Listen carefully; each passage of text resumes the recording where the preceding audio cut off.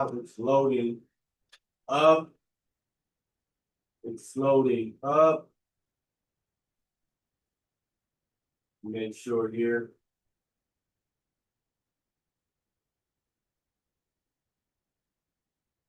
Alright, they're officially live. On the YouTube and Facebook, we put the link.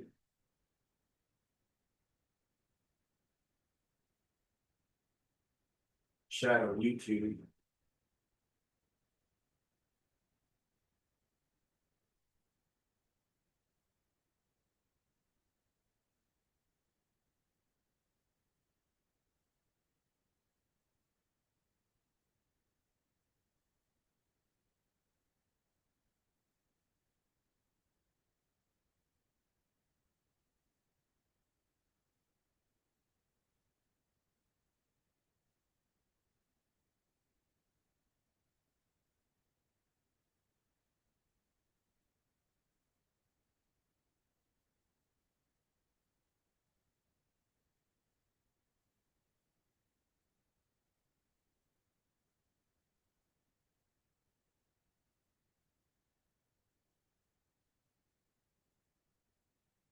Put the link in the chat. Go to home. You go here. Here. Share my screen.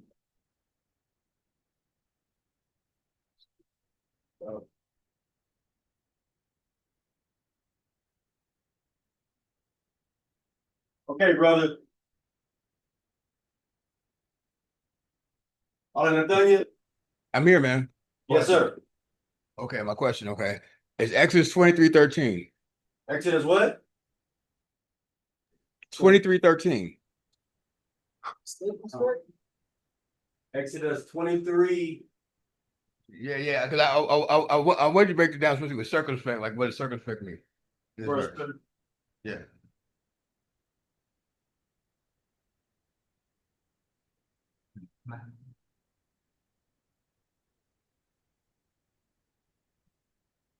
All right, who got that? I got it. I got it. Yeah, go ahead. Go ahead. Go ahead, brother. All in done. Oh yeah, I'm here. For some reason my mic went out. Can you hear me now? Yes, sir. Okay. Read. So it says, Exodus 23:13. It reads, and in all things that I have said unto you, be circumspect. All right. That's all we And- need. That's all we need. And the question here is exactly what? What does circumspect mean? Oh.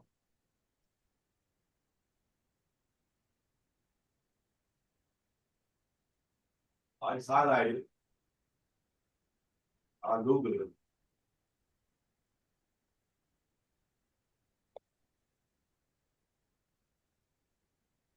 Okay, this is what sharing. So as an adjective, it has on here wary and unwilling to take risks. Circumspect. Again, let me go back.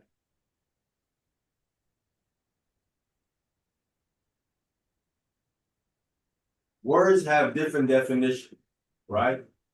So go back here. We come to where it is being used. It says, in all things that I have said unto you, be circumspect. Right? This is the Most High telling us what we need to do, right? So we come to the definition here, bearing that context in mind. In all that I say unto you, be wary and unwilling to take risks. Is that what he's telling us to do? That works. Do that fit? That works. How does that work? Be wary. Well, In all that I'm saying unto you, so he gave us laws, then he said commandments, different things. Yeah. So in all of that, so he's saying everything that I told you, right. be wary and And unwilling to take risks. Take, Is that what he's telling us to do? well, no, because he's He can't even tell us to do that. Yeah, he's direct with what he's saying. He needs right. I'm showing you when you do a definition of a word, you got to go back to how it's being used to the context, right? Right. The thing is, etymology, which is the study of a word's background, right? Etymology equates up to theory Okay. because the words have different meanings, right? Usage is fact, right? Mhm. We want to try to get a definition that aligns with our context and how it's being used here. This definition will fit the way it's being used here Conscious. in Exodus. It would make so you scroll down further and look at other definitions of the word, Okay. right? You can't just stop here and say this is what the word means. It wouldn't fit where we had in Exodus 23 and 13. Right. He ain't telling us to be wary and unwilling. Right. But we got faith. That wouldn't make any sense. Right. So, See what I'm saying? conscious, What you mean? is that's the first word? What's the first one up there? Wary. Talking about the definition of the word? No, I think that's Us cautious. conscious, be cautious of. No, you know, how you gonna to be cautious when talking about everything that God told you? Is he telling you to be cautious? Did that mean careful? Hmm. Let's see. Everything God told you, let's be specific what I'm speaking of the context of what God told you. Mhm. Is God telling you to be cautious of what he told you? No, No, and that wouldn't make sense. because you got faith. He's not telling you to be cautious of what I'm saying. Cautious of what a man tell you maybe, Yeah. but not what I'm telling you. Right. You gotta do that. Not what I'm telling you. So you gotta scroll down some other definitions of the word and try to find what definition harmonizes with the context of what God is telling you, No, right? that's what some father said. Isn't it? See again? I said it's our father. You know, he's the truth. So Now I'm showing you when you this is how you study the Bible and make sense of the text. See, these guys don't do that. And that's why they have contradiction, because they're not making sense of what the text is trying to convey to them. Cause if you read it in that context and you tried to add that into what this is saying, you end up in the wrong place. Well, then you don't trust what God is saying to you. Come. You're not gonna take it. In other words, if God tells you to do something, you're like, nah, I'm not taking that risk. Right? It says you're wary, unwilling to take risks. Right, right. So if God said to do something, you're like, nah, I'm not taking that risk. I'm not doing that. That can't be what it is saying there. Wow, Tom. we Yeah. wind up like what's that name? Joel. Like who? Joel. Jonah. Oh, Jonah. And in the belly of the beast. No. Alright, so what does it mean here? We have another one here, we can pull this up. Circumspect means to think carefully about all circumstances and possible consequences of an action before acting or speaking. That make more sense? Yes. That's a lot more closer. God said, whatever, anything I tell you, to think carefully Mhm. about all circumstances and possible consequences, and the consequences is what God is saying, Okay. of an action of violating God's law Come. before acting or speaking. Okay. This make more sense right here? Makes a lot more sense. Yes. This make more sense in the context of what God is telling you, Mhm. of what I'm trying to say, right? So like So analyze every word. to think carefully is to be sensible. Come. Make sense of what's happening here. And that's like meditating. Huh? That's like meditating. Yeah. Right? But that's what they saying in court, huh? What? Like be conscious. I mean, they ain't saying that, but be conscious of every word. Yeah. Because your word can be used against you in a court of law. Yeah. So we have synonym, cautious, wary, prudent, discreet, on guard. Right? Prudent would be the more word here. We ain't trying to be wary, we ain't conscious, we just gonna be smart when dealing with God's word, Mhm. right? Mhm. Again, remember the context is the most I got. What the circumspect means in the Bible. Look this one up. To live wisely, cautiously, and with careful awareness of one's surroundings and the consequences of one's action. Right? Again, to live wisely. There's another definition. Be circumspect. In other words, God said, what I told you, be circumspect, be wise, right? Use some wisdom, what I'm saying to you, all right? Use some wisdom. You have to be cautious what I'm saying to you, you gotta be wise, what I'm saying to you, because certain things that God say to you is not gonna fit you. You can apply it, you can apply the situation that you're in. Cause you're using wisdom. You're not robotic, you're using wisdom. You're taking God's word and you're using it wisely. Not deceitfully. People use God's word to be deceitful. That's not wisdom using deceitful because God gonna get you. You're using it wisely to educate people, to help people, to show what God's trying to get across to you, make them make better decisions. Right? That's to live wisely. What he's saying for you to do. Go to the dietary laws. That goes to how you treat people, right? You're using God's words for these things. So I'm showing you how you get the definitions of the word. You go down and you find more definition, right? There's behavior, watchful, discreet, cautious, prudent again. Again, you gotta get the definition that matches. There's all kinds of definitions here of the word. Careful, consider all circumstances, possible consequences, right? Think careful before doing all this. All this chalks up to what? All this chalks up to be sensible. To be sensible, right? Or if someone is telling you a word, if someone is teaching you something, you have to make sense of what they're telling you. How can you really say yes to something if you don't understand it? Right. Yeah, it has to line up. It has to make sense to you, does it not? Oh, Right? So you got to make sense of what's being said so you can go ahead and then apply it correctly. Because if you don't understand it, you can apply it correctly if you don't understand what it's telling you to do. See what I'm saying? yeah. So that's why I say to you, when it's saying to you, is to be sensible or to make sense of what's being said to you. Okay. This is being circumspect, right? This is how you being wise. So like following directions are like that word. Yeah, but you have to understand the direction. Uh-huh. You see what I'm saying? Yeah. You have to make sense of the direction that's being going to you, right? Mhm. I want to get into this is the English definition of the word circumspect. I want to go back also into the Hebrew, right? But I'm showing you how you go back Okay. and you go back and you make sense of this thing, what's being said to you. That's These good. brothers of the truth are not doing this. They're not doing this thing. So this is the definition of the word that it translate circumspect. Let me go back into the Hebrew.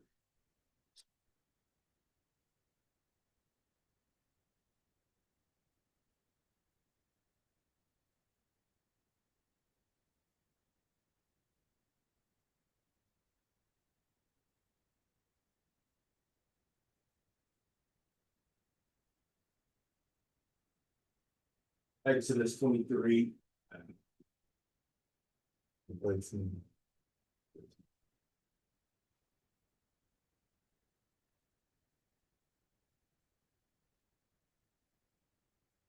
So here we are with the word, and it needs to be. But there's two numbers here. Right. It's still loading up. To bring the word up. Let it load up for a second here. We can pull both of these words up with these numbers. So we have 8104. Then we also have 8735. These are the two words here that comes off of this word circumspect. It's the Hebrew word. Just reading the Lord so I think it's so long to load up. I have to click on it, it's too long. This part of the reason why they don't always like the lawyer don't let the co-defendant always take the stand. Definitely, sometimes it's not wise for you to go on this thing. I don't take the stand, man. Just let me handle that. He can, discredit himself. If your testimony is guilty. All right, so we look on this, and we have the word is shamar. And then The stem is in this the fall stem. Right, meaning the fall stem.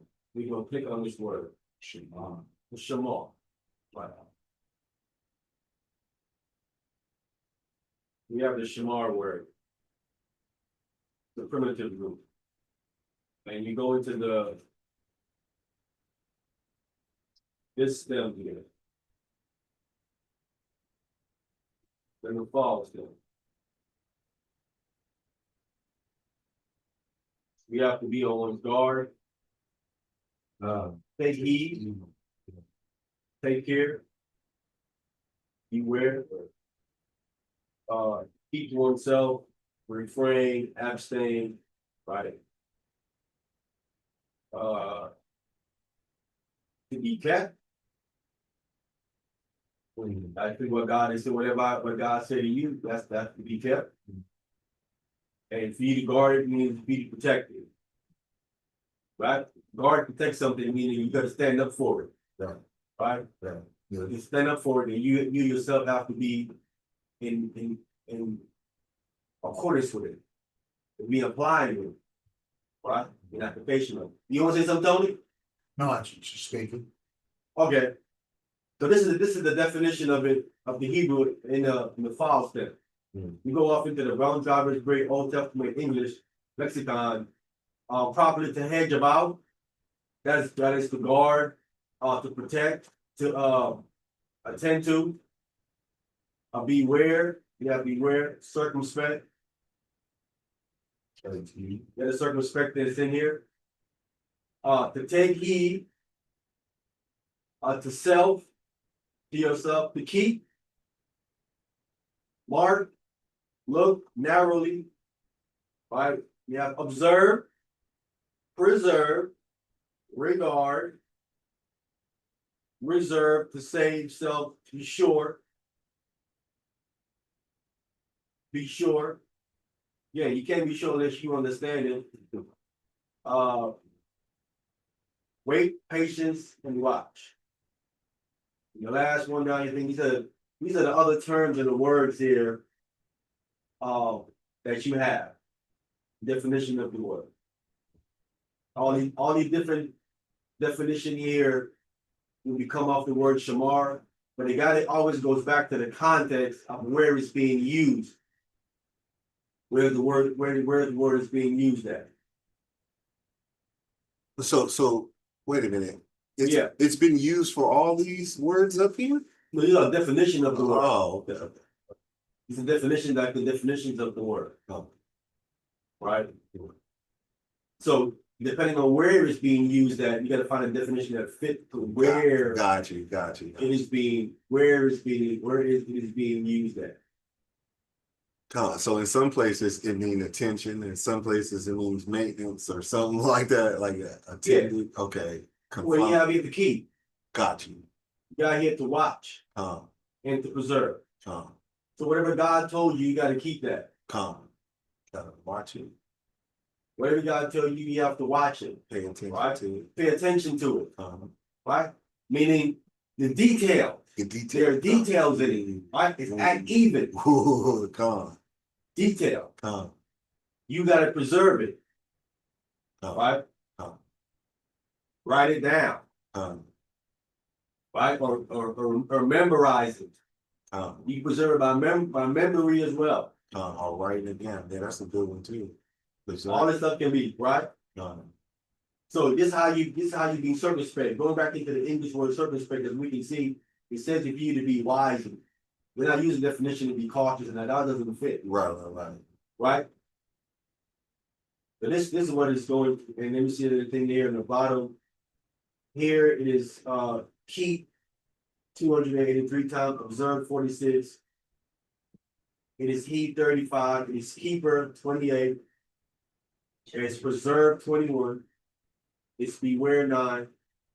It's mark 8. Watchman 8. This is how we translate in the text. It's wait 7 times. It's watch 7 times. It's regard 5 times.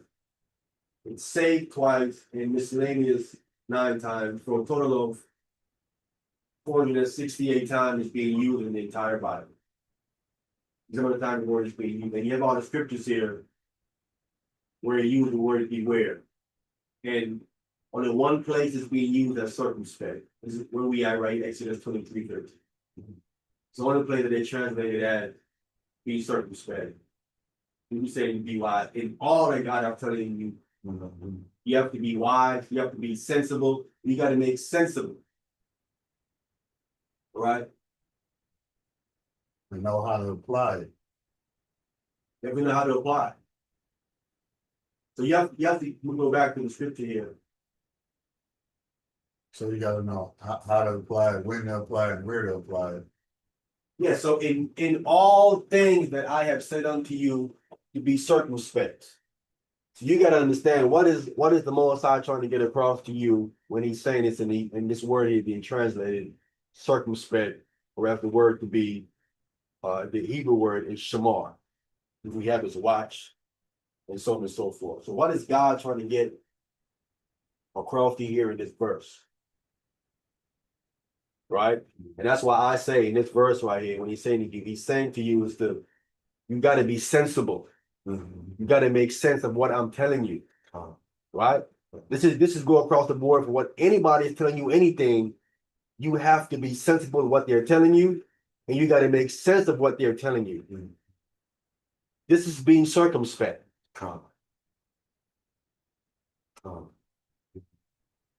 This is the job of the teacher. I got to make it make sense to you, make it sensible so you can understand what is being said.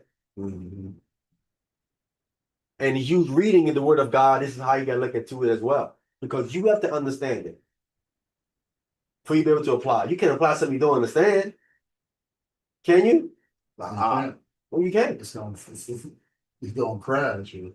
Why? So go ahead. I want to bring something out real quick. Go ahead. Remember last week you told me to leave, you and your bonnet told me to leave that candy alone? That candy I was telling you about at dinner, I put 5 in that. Yeah, yep. I left it alone and I watched it, and y'all was right. I've been watching it. I left it alone. I backed up from it. I didn't touch it, and it looked like a setup now. I'm looking at it, I'm like, wow. It's a setup. Wow. It's definitely a setup.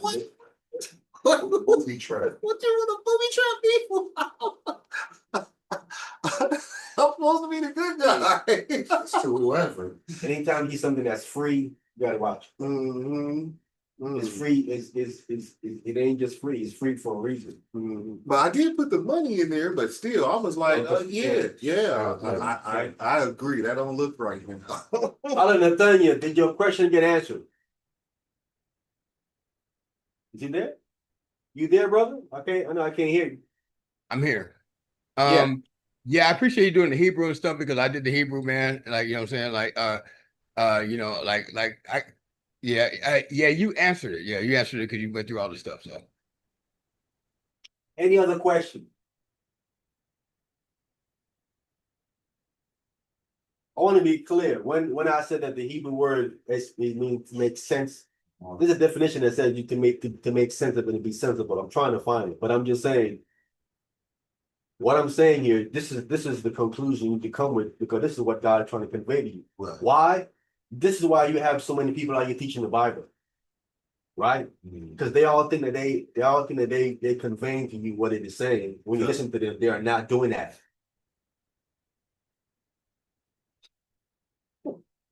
Well, it's not what they're doing. It's a lot of choice. They're not making sense of the text, and they themselves are not being sensible of what it is saying. Right? And that's how you know there's a problem with what they're teaching you. Any other question? I did have one about the Psalms. Did we get it? Well, it's all of them. David wrote all these songs? No. Oh. He wrote all of them. Okay. There's songs written by other people other than David. Okay. Because the ones with David, they say that he wrote those songs, or the ones that David wrote, they say that he wrote them, or how do you know which ones he wrote? Yeah, can we get Psalm 78? Come. What Solomon wrote a lot of them. I don't think he wrote any. Oh, man, I don't think he wrote any of it. Mm. Just 78, let me make sure.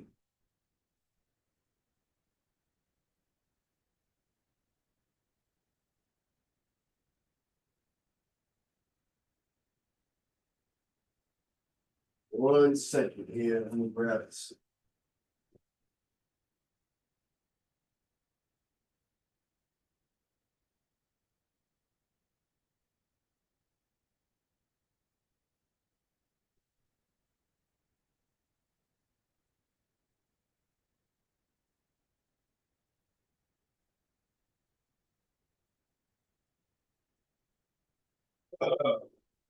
We get the understanding of, you gotta be careful with these things here, just be careful.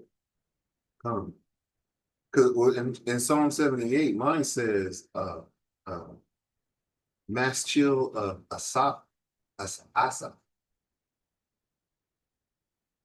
Uh, Psalm 72. 72.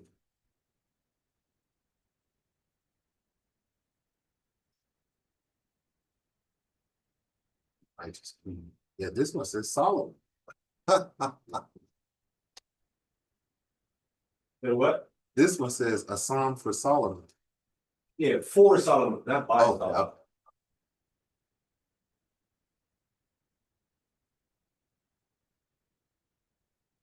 Now at the end of it, verse 20. huh. You want me to get it? Yes, sir. Psalms 72, verse 20. The prayers of David, the son of Jesse, are ended. So they're making a sound here that everything prior to this, from Psalms 1 to here, Okay. this is where it ends, and this is David stuff, Okay. right? This is all from David. The prayers of David, the son of Jesse, are ended, right? So they're saying all of these psalms and these songs are prayers and stuff Okay. of David is ended. Then there's like a space, and you go off into Psalm 73. Because the book of Psalm, they're breaking them into a couple of books, Come. Okay, I see that. right? We just ended, that would be book 2. Come. Then Psalm 73, that has it in book 3. Right? Okay. Then when you go further on, there's another book 4. Okay. All right. Well, the statement here are ended, right? Or accomplished. Come. So Psalms, but all of these Psalms are not written by David. Right? Can we get Psalms 42? Come. So Psalms 42 and 50 are not written by David. So David was singing and a poet too.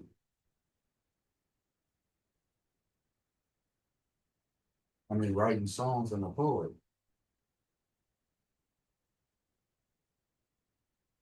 You said 42? Come.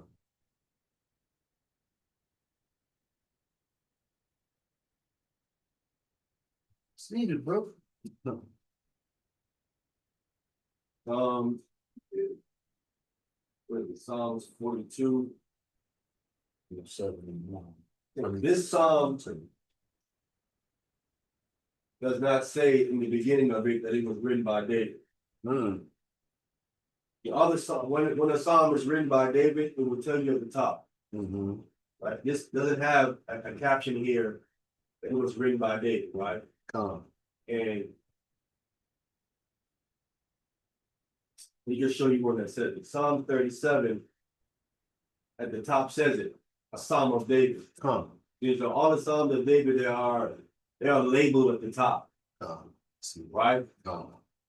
So Psalms 42 through 50 doesn't have a label. There's no label on top of these Psalms of David. 42 through 50. And when you come down to 50, so come down to 51, it starts up again. Okay. Said a Psalm of David right here. Gotcha. But from 42 to 50, there's no label on the top of it, written by David.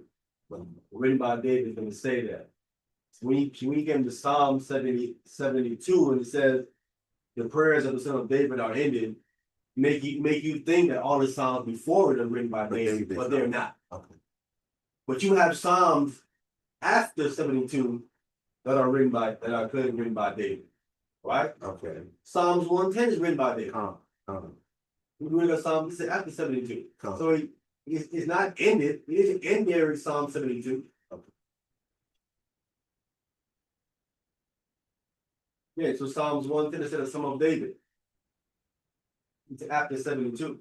Gotcha. And there's other Psalms too I can pull up that are after Psalms 72, right? You would have the Tanakh only people that want to argue and say that David's Psalms in 72, and that's why they don't understand the Old Testament.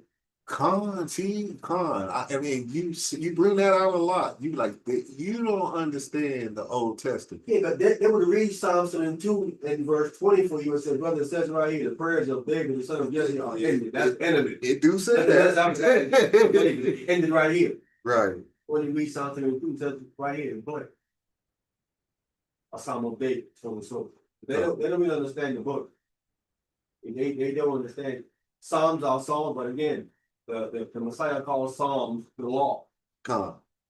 right? Paul called Isaiah the law. Come. All these things are the law. The all the things of the law. Genesis to Malachi is all the law. These are the songs. Come. These are the songs. All right, did that answer the question? Yes, sir. I thought for that, Do we have any other questions? Any other questions?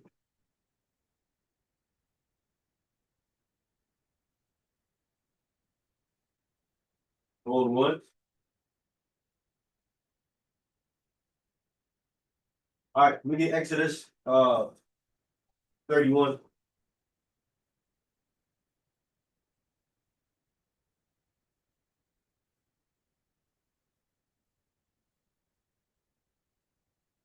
Verse 18. I'll take it. So we dealing with God's and man's signature.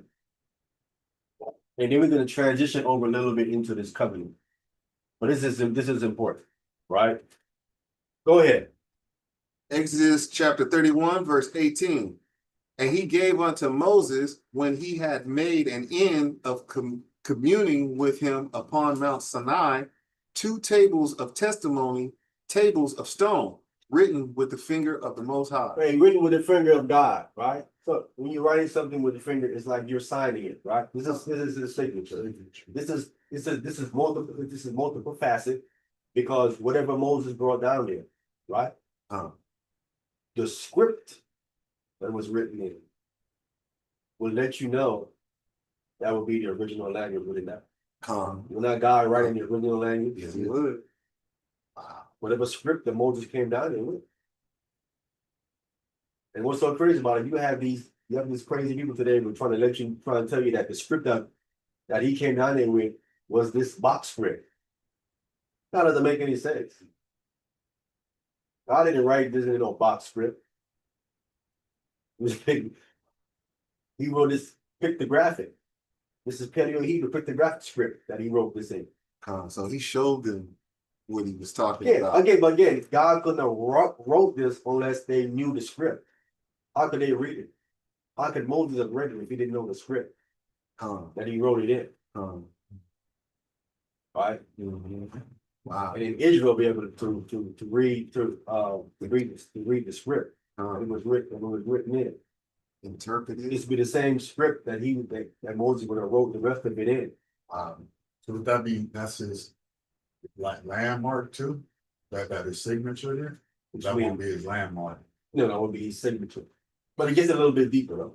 I just want to show you, God actually with his finger wrote it. Right? So it's autographed. It's autographed. Which is very important. Again, this is again is multifaceted. Because he wrote it, so we have our script that he was written it in. When he communed with Moses, if I remember correctly, Moses went up there 5 times. You would think just one time. No, he went up there five different times. That he went up there to the mountain. And each time he was up there, 40 days and 40 nights. Oh, And I think the last time he came down is when his face was glowing. And they couldn't see his face anymore. Because he was up there communicating with God. He come down from the mount with two tablets. Let me be clear. We talked about this before. Not tables.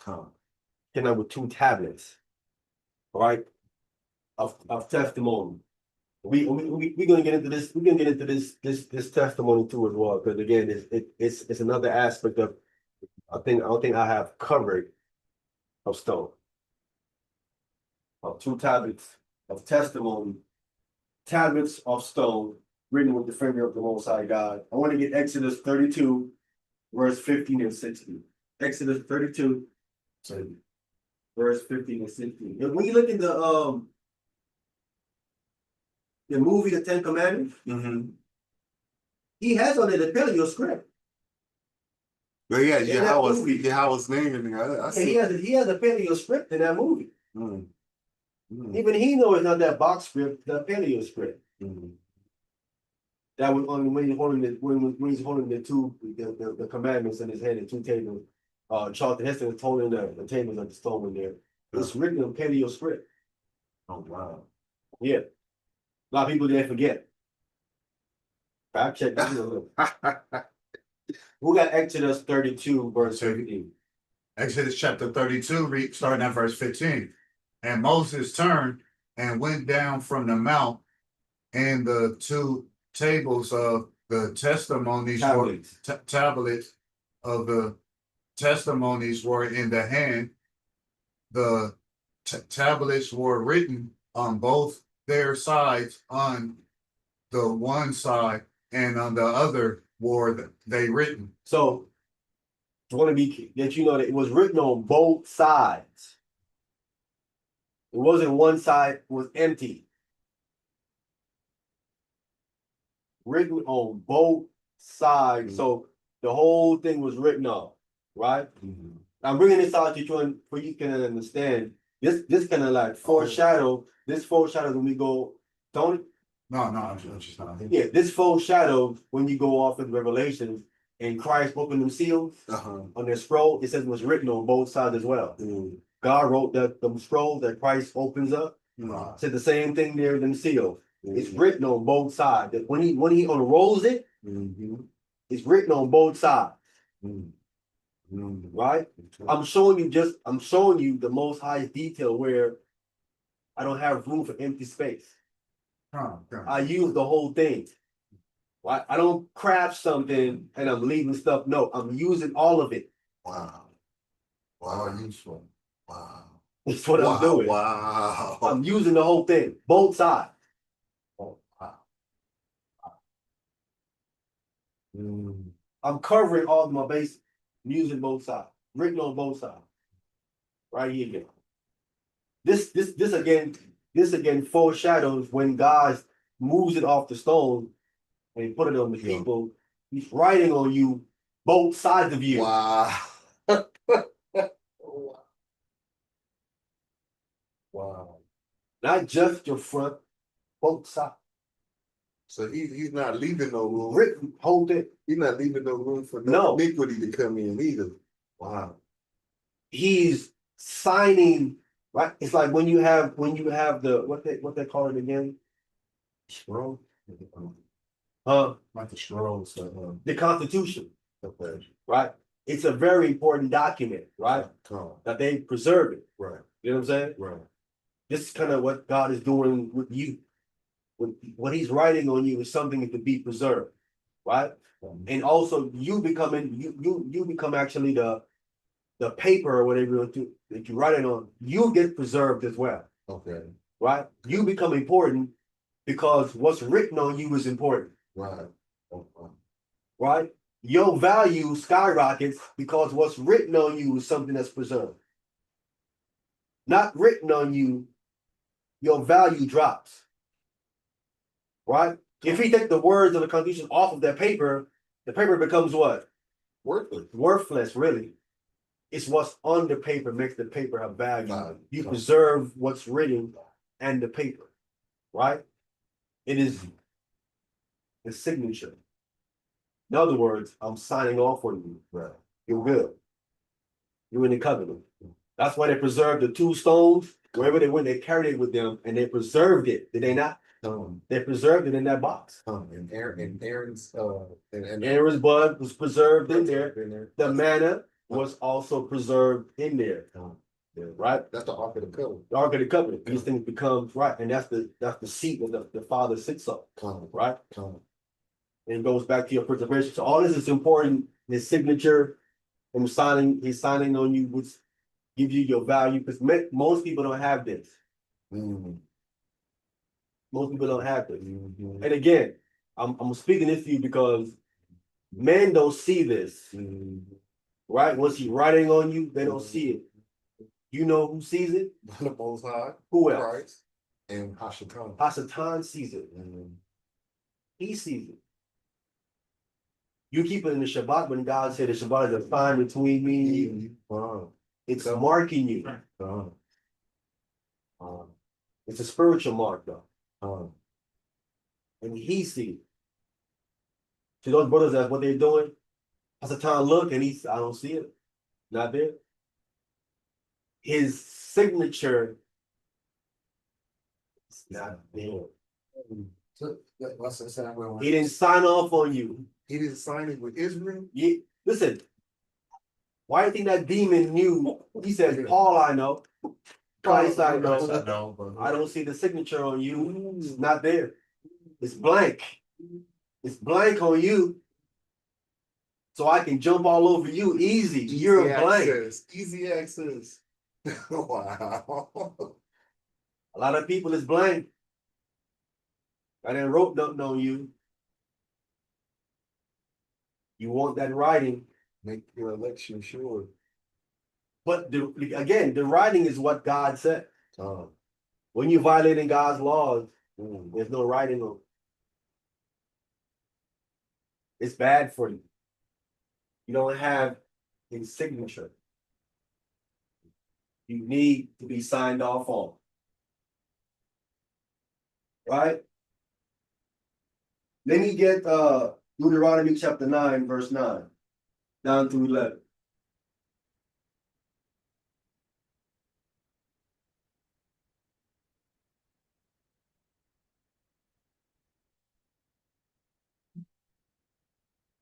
Well, that is code though, for the demons to point that out, like, I don't see no marking on you, I see it on Paul, he calling them out.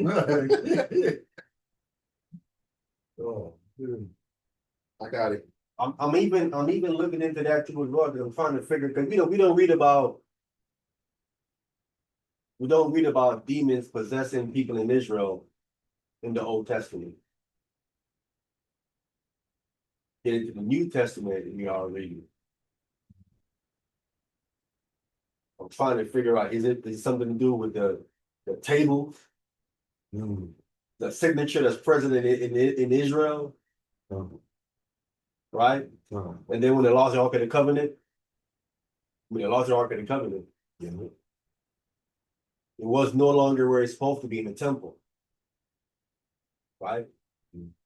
So I think like, well, your signature is not in the temple anymore. We don't see it. We can roll rapid in this land and we don't see it. Where is it? We lost the signature. Israel. I can roam and possess people.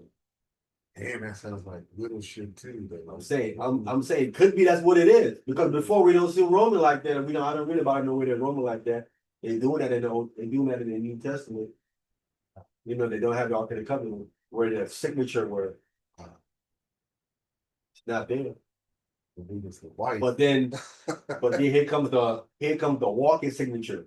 Wow. The Messiah. When he comes to the scene, they're like, we know who you are. Wow. Come out of here. Yeah. They're afraid of him. He's the walking signature. Wow. He comes about like, see, Yeah. now I gotta check out. Yeah. Who have this in Deuteronomy chapter 9, verse 9? I got it. Go ahead. Deuteronomy chapter 9, start at verse 9. When I was gone up into the mount to receive the tables of stone. Tablets.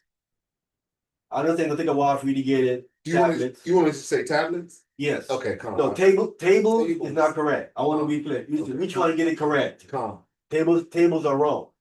That's not what, he didn't go with 2 tables, he got 4 legs. come. Go ahead. 2 tablets of stone, even the tablets of the covenant which the Lord made with you. Then I abode in the mount 40 days and 40 nights. I neither did eat bread nor drink water. Yeah, there we go again. So when he was up there, when he went and got the tablets, and he was up there. Again, a matter of fact, I'm gonna do a class to show you how many times he went up there. I told you, he went up there about 5 times. Come, Okay, he had went up there first. Remember, then he came down mhm, and he told Israel what God wanted. mhm. Right? The Israel said, yes, we will do it. Then he made the covenant Come, and he sprinkled the people with the blood. come. Right? They said, we're gonna do it. He said, well, God made a covenant with you. Right? Then he remember, he came down with no stones that time. He went back up again. He goes back up again. Okay. Right? So first he made the deal. Then First he went up, Okay. Come, then he had came down. come, Right? Then he told the people what God had said. come. And Right. they agreed to. Remember when God was talking, they said, you gotta stop Tell- talking, yeah, get your come. eye. Come. Right? Tell Moses and we'll, right? So Yeah. Moses go up. Right. God communicates with him, he comes down. He communicated with him what God told him. They said they would do it. Come, They would agree and do it and be obedient to all of it. come. He sprinkles the book and he sprinkles the people. Right? Come. He shoots back up again. Right? He shoots back up again, then he shoots back up again, he comes back, shoots back up again. He's there for over 40 days, right? Come. People thinks he's dead. They go and they get Aaron and make the calf, right? He comes down with the tables of stone. What does he do with it? He breaks them, right? Mhm. But then he got to go back up again to get some more tables. So that's 3 times at least. I'm showing you he went up again. 3 times he went up. The third time he had to go get it again. Come. But he had broken it. Come back up. So that's 3. And I think there's 2 more times he went up there again. 5 and up. Right? I'm gonna do a class in detail. I just showed you 3 just now. All right? Mhm. Go ahead. Verse 10. And the Lord delivered unto me 2 tablets of stone written with the finger of the Most High. And on them was written according to all the words which the Lord spake with you in the mount out of the midst of the fire in the days of the assembly. Go ahead. Verse 11. And it came to pass at the end of 40 days and 40 nights that the Lord gave me the 2 tablets of stone, even the 2 tablets of the covenant. Even the tablets of the covenant. So we have the 10 commandments clearly referenced as the covenant. All right? Clearly have that. Not only that, we also have, this is what we supposed to be calling it. This is what they're calling it when they found it. Mm. When they found what Moses wrote, here's what they call it. Because after going to this ridiculous testament foolishness that needs to be clear. All right? Can we get the book of Second King?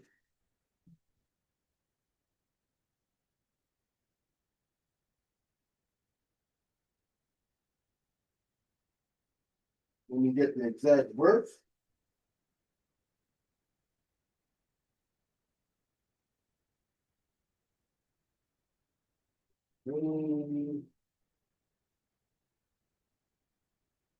Second Kings 22, verse 8.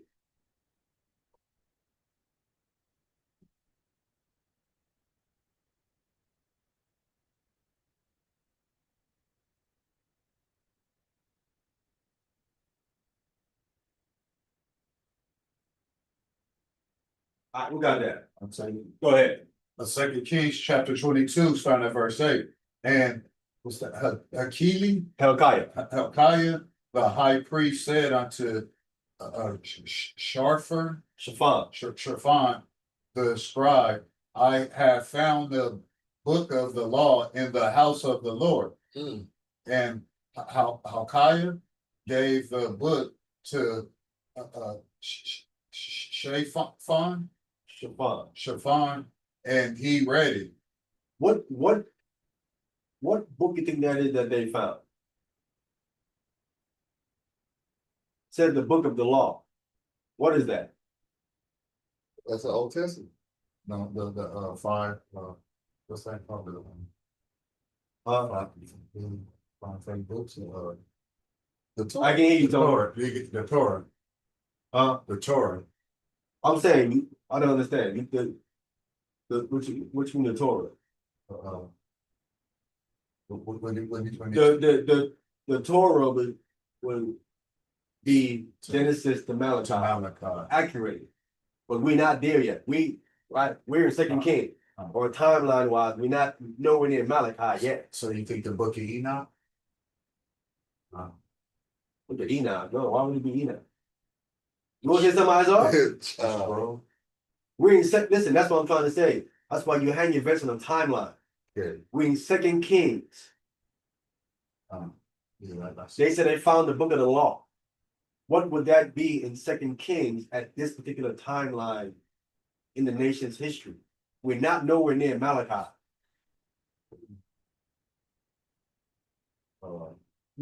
Moses. Yeah, what books of Moses? What is it? Deuteronomy. Deuteronomy?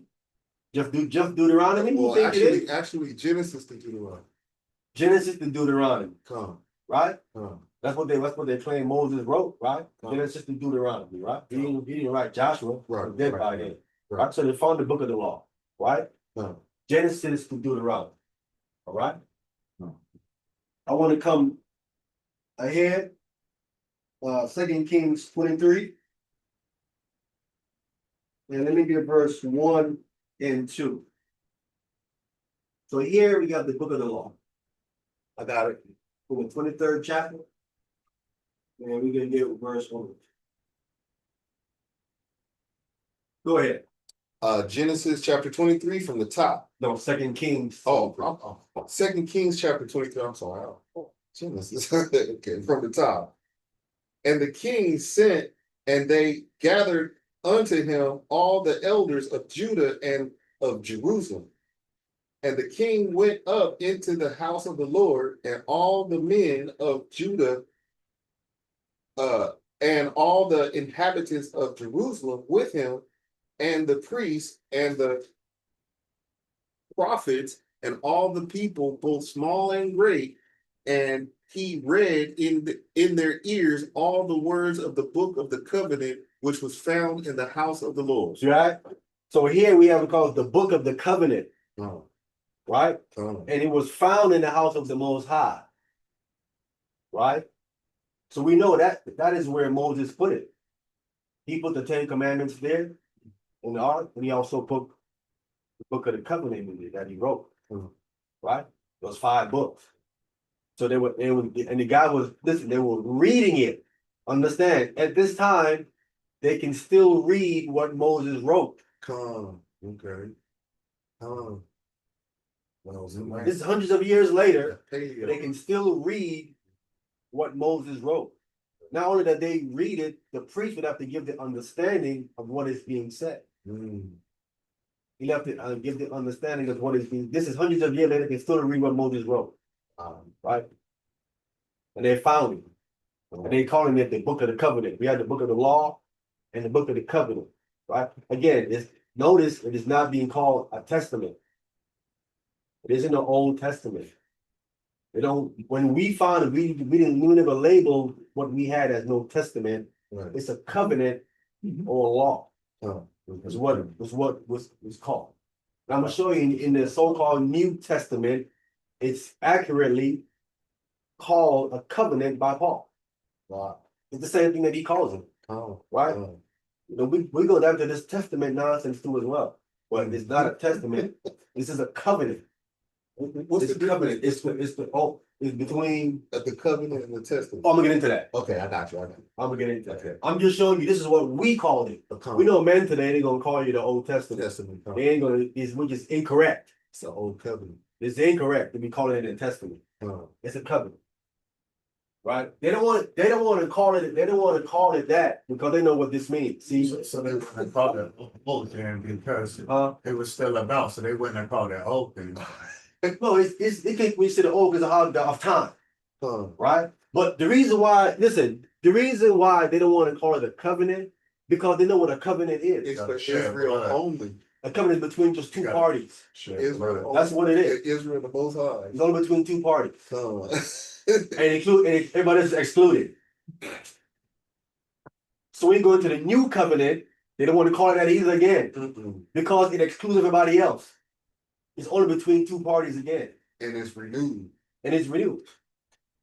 So they got to get away from covenant and get into a testament. But I'm gonna show you the reason why they call it a testament. But it's accurately a covenant because it goes back to again, it's agreement, it's two parties, a two-party agreement. Mhm. Period. That's what it is. Don't like the Catholics or somebody do call it that though. What? Somebody do call it that.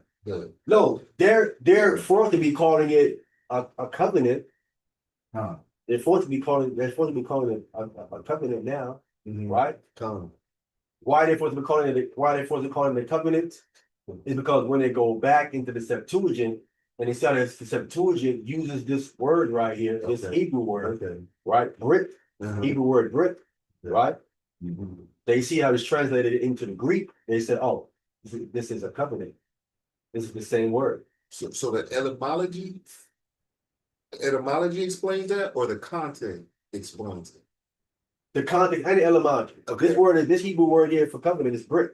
Rick, come. But in the Greek, it would translate into dedicate. But they take dedicate and they go testament. And they say, wait a minute, you guys are doing this wrong. Okay. The Septuagint, the Greek version, goes back to covenant. Wow. This word should be covenant. Then they explain, listen, here, now I'm gonna show you why they're saying it's a testament is because there is what they would say undertones Okay. of a testament Okay. in the covenant, Okay. Okay. right? It has certain undertones, Okay. right? Or some might say overtones Okay. of an element of a testament inside of the covenant. So we use testament, but not knowing that a covenant Right. has both in it. Right. You don't have to separate them and use that. That word testament allows the converts to come in and be okay. No, I explained the yeah, Tony. The covenant is still meaning marriage contract. Yeah, So they know we the bride of the Most High. it's also see this word again. Everything is multifaceted, Mhm. right? Like I'm showing you about the signature and all that. This word is multifaceted, right? So, It's an agreement between two people. It's also is a marriage contract, Mhm. and it's another level to it. There's another level to it. There's another level as well to it as well, right? That they don't want to speak on, right? But I will. I know you got to get into it. No, Here I'm we gonna talk go. I was definitely gonna speak on it. All praise to the Most High. Yeah, and I'm gonna speak on it now. Can we get it in the book of 2 Corinthians chapter 3? we own 2 Corinthians the 3rd chapter.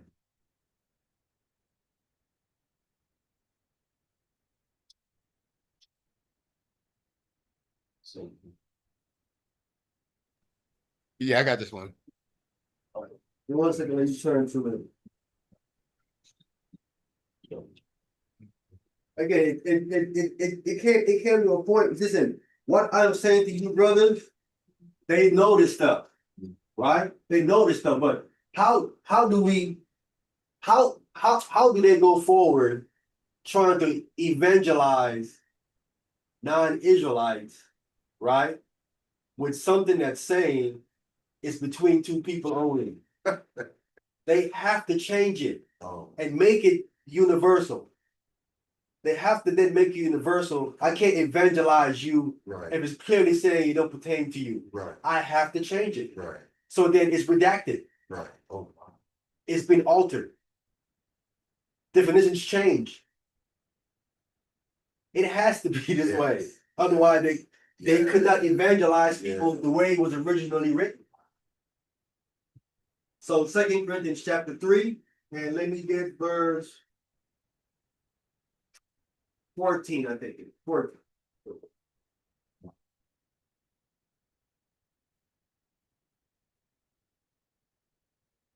All right, go ahead, brother. All right, reading from the book of 2 Corinthians chapter 3, verse 14, it reads, "But their minds were blinded, for until this day remaineth the same veil untaken away in the reading of the Old Testament, which veil is done away in Christ." Right. So we that's why I was gonna show you, right?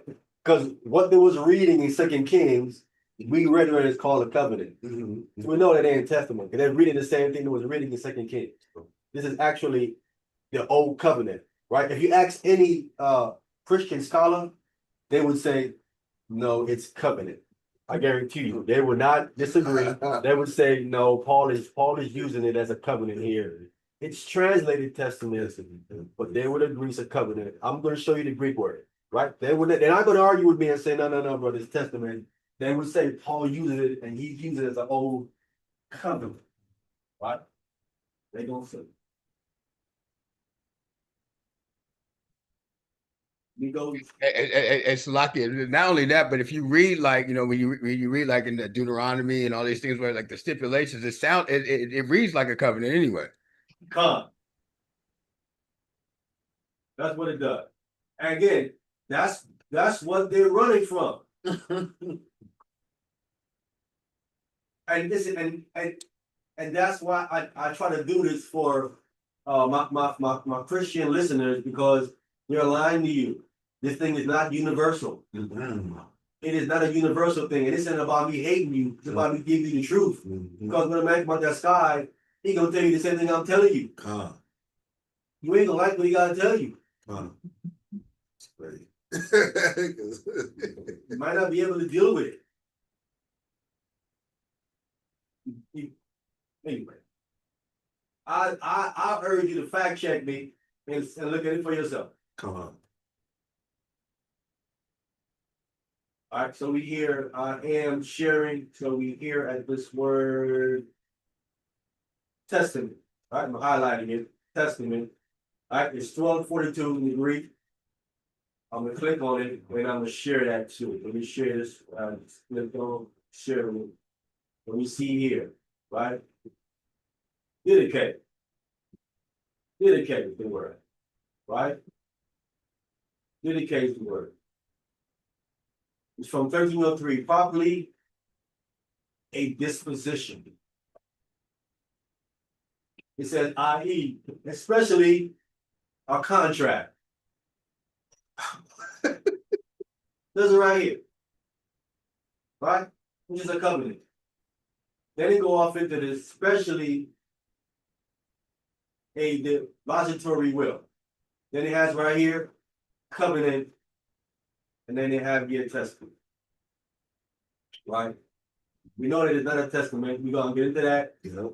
But I want to first get into, when you come down here, it's in the Hebrew strong, it's the Hebrew strong right here. Hebrew strong. A disposition, an agreement of any sort, one which is to be valid, right? Disposition makes up his early possession after death, a testament or a will. Right? The reason why we know that this is how we know this is not a testament, because a testament is what someone makes when he's getting ready to die. Right or wrong. Come. Right? To leave behind his property. Right. For family or not family. He could be anybody he wants to. Right. Right? Right. Well. Right. Because I've seen people who have left stuff behind. None went to the family. Right. I want to be clear. Was a complete stranger. Right? I know a guy. This woman left him everything. Her buildings and everything. Left the family, nada. Right? But that's why this isn't a testament, because God didn't make a testament with Israel, because God is not dying. Right. It can't be a testament. Right. Shouldn't make any sense. Yes, sir. It's like a line, what's that, a line to Jacob. See, Elijah. Isaac to Jacob. Oh, What? I don't understand. he left a testimony, like him leaving No. He didn't know. That didn't start with him. You think about the promise of the land? Well, the promise. That's a promise for the land. Mhm. A promise. Understand what it is. It was not really getting them keeping the law, because if it was, they would never would have got it, because they broke the law in the wilderness, did they not? Mhm. So that's why we know that it was given to Abraham by promise, right? And Paul says this in his writing, letting us know it's by promise. I'm saying like when he was on his deathbed, he was gonna try to give it to Esau, but he ended up giving it. We're talking to about a Jacob. blessing, That's a blessing. different. That's a blessing. It's a different thing. Yeah, it's a different thing. I'm speaking of what God gave us, right? Like God gave us a covenant contract, not a testament, right? Cause I'll go back to it. That's phrased accurately. A last will and testament is how that is phrased. Come. A last will, because he's the person who's getting ready to die. Right. Yes, sir. You ever think some of the slave owners blessed some of the slaves and they didn't bless their family? You think that ever That's happened what in it's- history? Say again? You ever think that happened in history? Definitely did. Like yeah. they blessed the slaves, like family, I don't really know Well, about they bless that, their but- family. They give their family something. What they would do with the slave would free them and give them a little bit of land. But they can't just give it all to the slaves and to the family. Back in them days, they don't play like that. They won't play Family like that. come right back and take it all back. They would So, yeah. So he's smarter than to do something like that. But what the family can't do is undo if he frees them. Mhm. Once he put it in writing and he frees them and give them a little bit of land, the family has to abide by that. Mhm. But they're gonna give all of it to the slaves. They're not gonna do it. They might like you, but they don't think they like you that much. Give you everything. And but it has happened. It has happened. We have seen when the slave have given to the family, to the slave freedom, and then that's the ones of Israel Hill. I call it the Israelites. They were freed and then given slave. Right? What I want to get to is this point up top.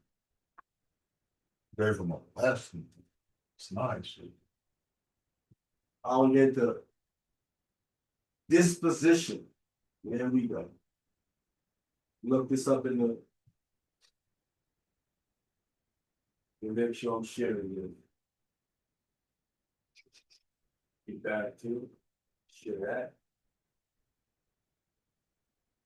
Disposition. One of the definitions of what's in a contract. It says a person inherit qualities of mind and character. What's in the Ten Commandments? Exactly what? God's inherent qualities of mind and character. This is what's in this covenant. He's revealed to you his inherent qualities of his mind and God's character. Then he wrote it on you so you can also emulate him. That's how he's calling you his son. He wants you to, because the son emulates the father, does he not? He done. I'm not sure. Yeah. This is what they don't want to bring out with these Ten Commandments and God's laws. You see me, you see my father. That's why when God say when God says something is an abomination to him, he hates it. This is what he's letting you know. Wow. This is his actual character. This is the inherent qualities of God's mind. When you don't like something, this actually you're getting a characteristic of the Most High God himself. This is what they're missing in what we've been given. God conscious.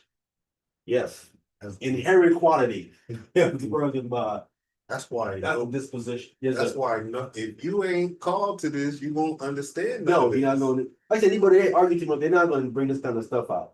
Y'all ain't going to understand these kind of Wow. things. This is totally clicking now. Wow. And this is the reason why they don't understand you cannot have more than one wife. If they don't understand exactly what the law is, they think it is some kind of robotic foolishness. That's why I'm glad Alan Nathan gave me that question in the beginning when we talked about circumspect, right? So do you think some of the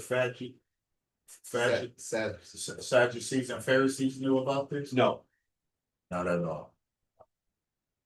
these are things revealed when we're led by the Spirit, which we know they don't have. God, we know that. They didn't believe in angels in the old in the first 5 books, and angels are clearly in the first 5 books. You're like, what talking about? Ain't no angel. The first 5 books have angels in it. What y'all believe?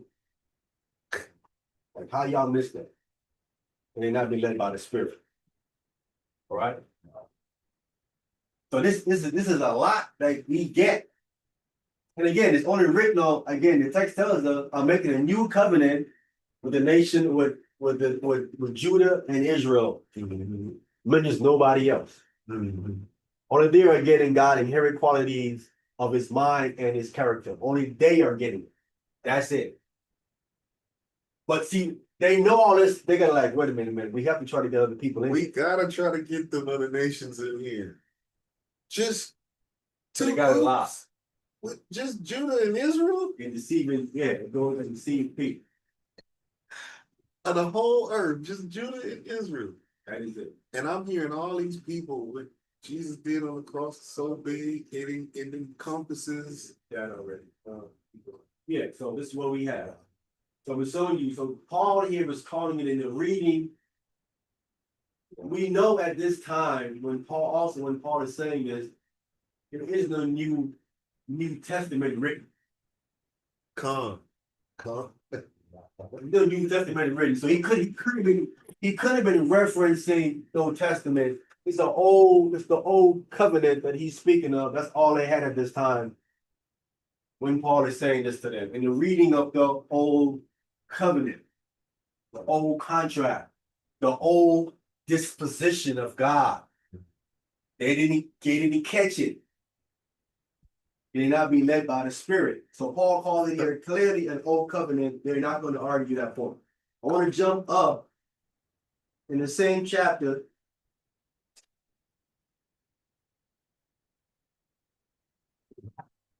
Verse 6.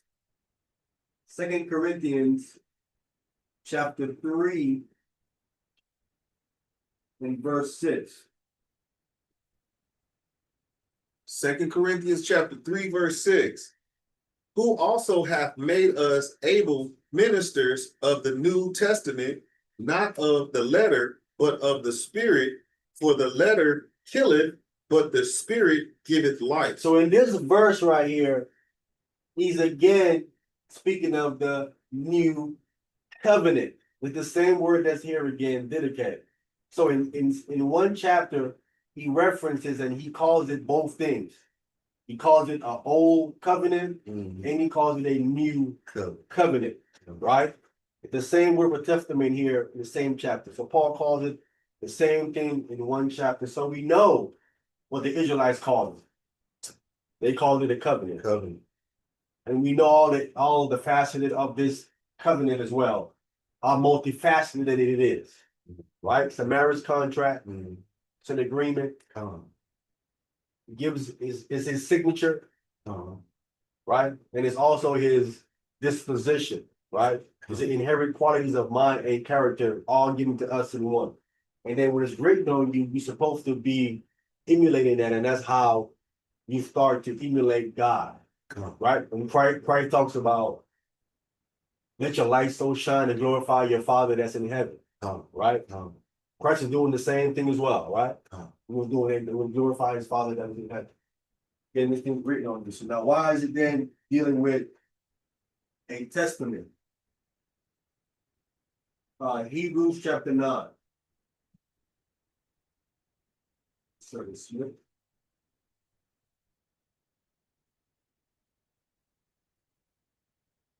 Hebrews the 9th chapter.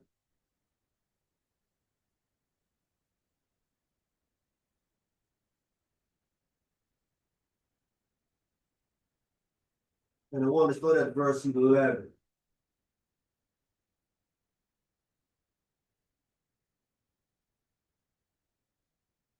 All right, Shabbat Shalom, Silver Smith, can you hear us? Yes, sir. Shabbat shalom, family. Shabbat Shalom, Shabbat Shabbat Shalom. shalom. Shabbat shalom, brother. Yes, sir. Hebrews chapter 9, verse 11.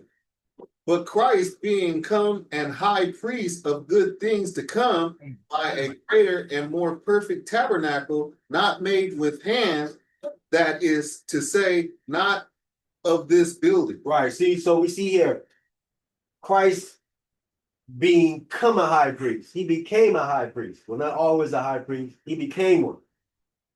But of good things to come. Right? Let's understand. We have good things to come for us. This is not it here. We got great things to come. Right? Come. By a greater and more perfect, by a more greater and perfect tabernacle. Right? Come. Not made with hands. Understand? Listen, these people understand what we're gonna get. You talking about a house that you're gonna get that is not made with hands. Right? Right. You gotta go over and say things over and over again. People understand. The body that you're gonna get is a body that's not made with hands. It is something that's spoken into existence. It's on another level of building. Right? It is something that goes straight into the spiritual realm. No. Right? Because Christ said, if I can't talk to you of heavenly things, you will understand. You can't understand earthly things. Right? No. The Most High tone and pitch itself, spoken, make things move and come together and do what it do. Come. Him just saying, right? He can speak certain things into existence. Come. The tone and the vibrations, the pitch of his voice. There's a lot to it into making things form and create and comes together. Come. That's why you can do certain music to sand Yes. and it forms certain things Yeah. for certain shapes. Shapes. Come. The sound is giving it its shape. No. In response to the pitch of the sound and it going to a certain shape. No. That's on the lower level for here. Right. So we get in this building not made with hands. That is to say, not of this building that we're in. All right? Come. Go ahead. Verse 12. Neither by the blood of goats and calves, but by his own blood, he entered in once into the holy place, having obtained eternal redemption for us. Right? So Christ into the holy place. We know Christ did not go into that temple, into that holy place. And when he died, the veil was ripped into two. Come. He didn't go in there. Come. That's not where he obviously went. He didn't go in there. Right? There is no Ark of the Covenant in there. Why would he even go in there? Right. Right? Mm. But this tells us that he went into a holy place. Mm. Which holy place he went into? Yeah. Into heaven itself, Come.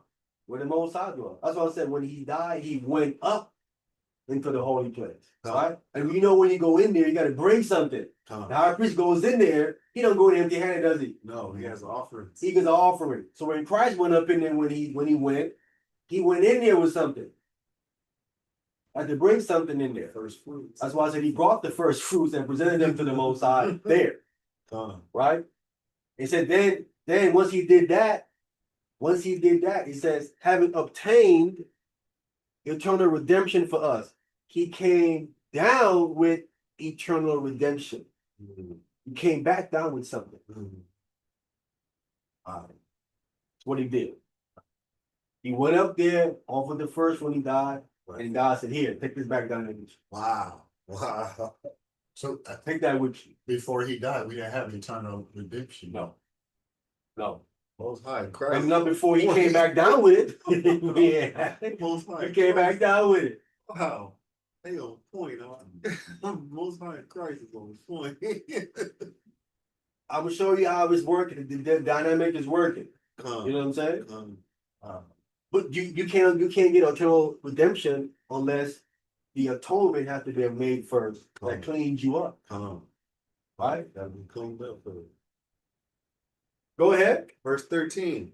For if the blood of bulls and of goats and the ashes of an heifer sprinkled the unclean sanctifieth to be the purifying of the flesh. Yeah, this is what they're waiting for. This is what this heifer is what they're waiting for, because they want to build this third temple. Because they want to clean the little fake priests over there, fake Levites, claiming that they sacrificing in the temple because they can't do it without that heifer. They need him. Also, so that unblemished red heifer is Yeah, heifer, that's yes, what they that's wait. the one. Okay, Yeah. okay, Right. okay. He said, heifer sprinkle, they're unclean. But they are clearly unclean. Oh, calm. Okay. They would agree, Oh. because they're over there with these Muslims and the Christians, they know they're unclean. They need to Wow. be cleaned up before they get into that temple. You can't go in there unclean. You can't build it unclean. They gotta get cleaned up before they can start building and operating and doing sacrifices again. So So they need that heifer to se- even get started. the separation, that's the separation. Yes. Oh, wow. They 'Cause definitely need it. the way you just said that, they all together, unclean together. They know they are. Come on. Hey, blessings. I got a quick question Yes, or a sir. statement. I don't know. So you know the time when like after his resurrection, right? He had who was that? I think it was Mary. He said, "Don't touch me. I have not yet ascended into the Father." Come. Okay. So, but then when he comes back, I mean, sometime between then and when he let John, I mean Thomas touch him, do you think this is the time? This is when he ascended up? One time, look at my when Between the time frame, like remember he told Mary, "Don't touch me. I have not yet ascended." But He then we he see, left there. huh? He left at that point. Okay, and that then he comes back, and that's when he let Thomas touch him. No, he comes back and then he let the two women touch him first. Okay, so between this time, do we got any records? But because that's what I've been trying to find for so long. I don't know if you know, like, is there any records that we can like prove that, like in the text, like anything, like any historical facts that we know he went up between that time frame. See the Father. Yeah, we know he went. We know he went up because he tells Mary Magdalene, "Don't touch me. I have not ascended to my Father yet." Right? He tells her, "Don't Right, touch." right. He tells her the reason why I have to go ascend to my Father. Right? Don't touch me until I go to my Father. Right? She actually touches him later on that day. Right, right. So it's between. So we saying like it's between them that time frame. Yes. That's when all that took place. Had to, because if she couldn't touch him at a certain point, but later on that day she did, then that's the time frame we have, right? That he went up to the Father, Took care of that. as his own word said. Because after he came back down, we know they was touching him. As you brought up Thomas did, I can show you where the two women touched him as well. No, that's true, but I get that. I just wanted to see, like, I get what you're saying. Yeah. I'm with that. I don't know if you know that doctrine, that fake rapture doctrine, right? And the reason why this little part right here has always been important to me is important, period. But they teach that he's gonna, like right now, he's gonna come back in the cloud and he's gonna stop. Then he's gonna gather the church, and then he's gonna go back up, and then he's gonna come back down. Then he's gonna go back up again. So they got him going up like 3-4 times. And I was like, man, how many times is he going back up? I know he went up once, but I guess they got him coming down twice and going back up twice. But from Well, our records, we only show him going up twice. That's the time frame right here. And then when he in Acts 1 when he ascended with the clouds. and he came back again to convert Paul. Right, he had to in Arabia. Then he went back up again at some point. Right? Yeah. We're in Arabia. So nothing really stopping him. I mean, we don't have it in the text, but we don't know if he can like visit us again. He can, yeah, right. Right. Okay, Con. Got you. All right. Whenever the Most High gives him the order to do whatever, he can come do it. You know what I'm saying? When I was coming up in the One West, they were teaching us that Christ is at the right hand of the Most High, saying, "Can I go now? Can I go now? Is it time to go?" And I'm like, "What?" I'm like, "That ain't what he up there doing. It doesn't make any sense, right? That's not what he doing." They think Christ is just sitting up there, just sitting down, doing nothing, just looking around like, "Yeah, it's time." Does that make any sense? Is that he's a high priest? Is that what a high priest does? Just sit around and just. He said he was building many mansions. I know a brother said he's sitting up there, he writing down all the Edomites that go crazy because he just looking at, I got this Edomite, I got you, you wait till I come down. I heard a brother say something crazy like that, bro. Like he just keep records of the Edomites. What's the nonsense? Christ is up there busy. And Right. you think he rests every Saturday? Who? Mashiach Yahweh. No, He don't rest on Saturday? bro, he's busy. Stay busy. Right? Rest is for us. That's a good question, bro. Rest is for us. Right? The text tells us the Sabbath was made for man. That's what it says? Yes, Made for who? man, Did you say it was made for angels no, in heavenly realm? no, Don't say none of that. heavenly spirits, Oh, yeah, for earth, man. It was made for man. come, Made for man. come, Not transferred from heaven to earth. come. So there's nobody up there resting. Is it? When you read in Chronicles, the temple had a 24-hour cycle. Come, There's always someone in there working. Even on the Shabbat. Listen, they bake the bread, guess when? On the Shabbat. David came and got so. So they working on the Shabbat. Come, That's why Christ said they were blameless, come, right? come, Christ said that the priests profane the Sabbath. He come, said, but they are blameless. He Come. said. come. That's deep right there. That's deep all in itself right there. Yeah. So we understand that movement is life, right? Non-movement is what? Death. That's death. So in the spiritual realm, stagnant, not what they're doing. Right. Sleeping and resting, they don't need Not none what of they're that. doing. Uh, Not what they're doing. Busy. Listen, you can't begin to understand the amount of work that has to be done for what you see to function. man. Listen, why do you think they tell you that your body is full of billions of cells? Why does it need that much? Because to show you just how busy your things inside of your Wow. own body That's is working. Deep, It's deep, Do you think your heart can Shabbat?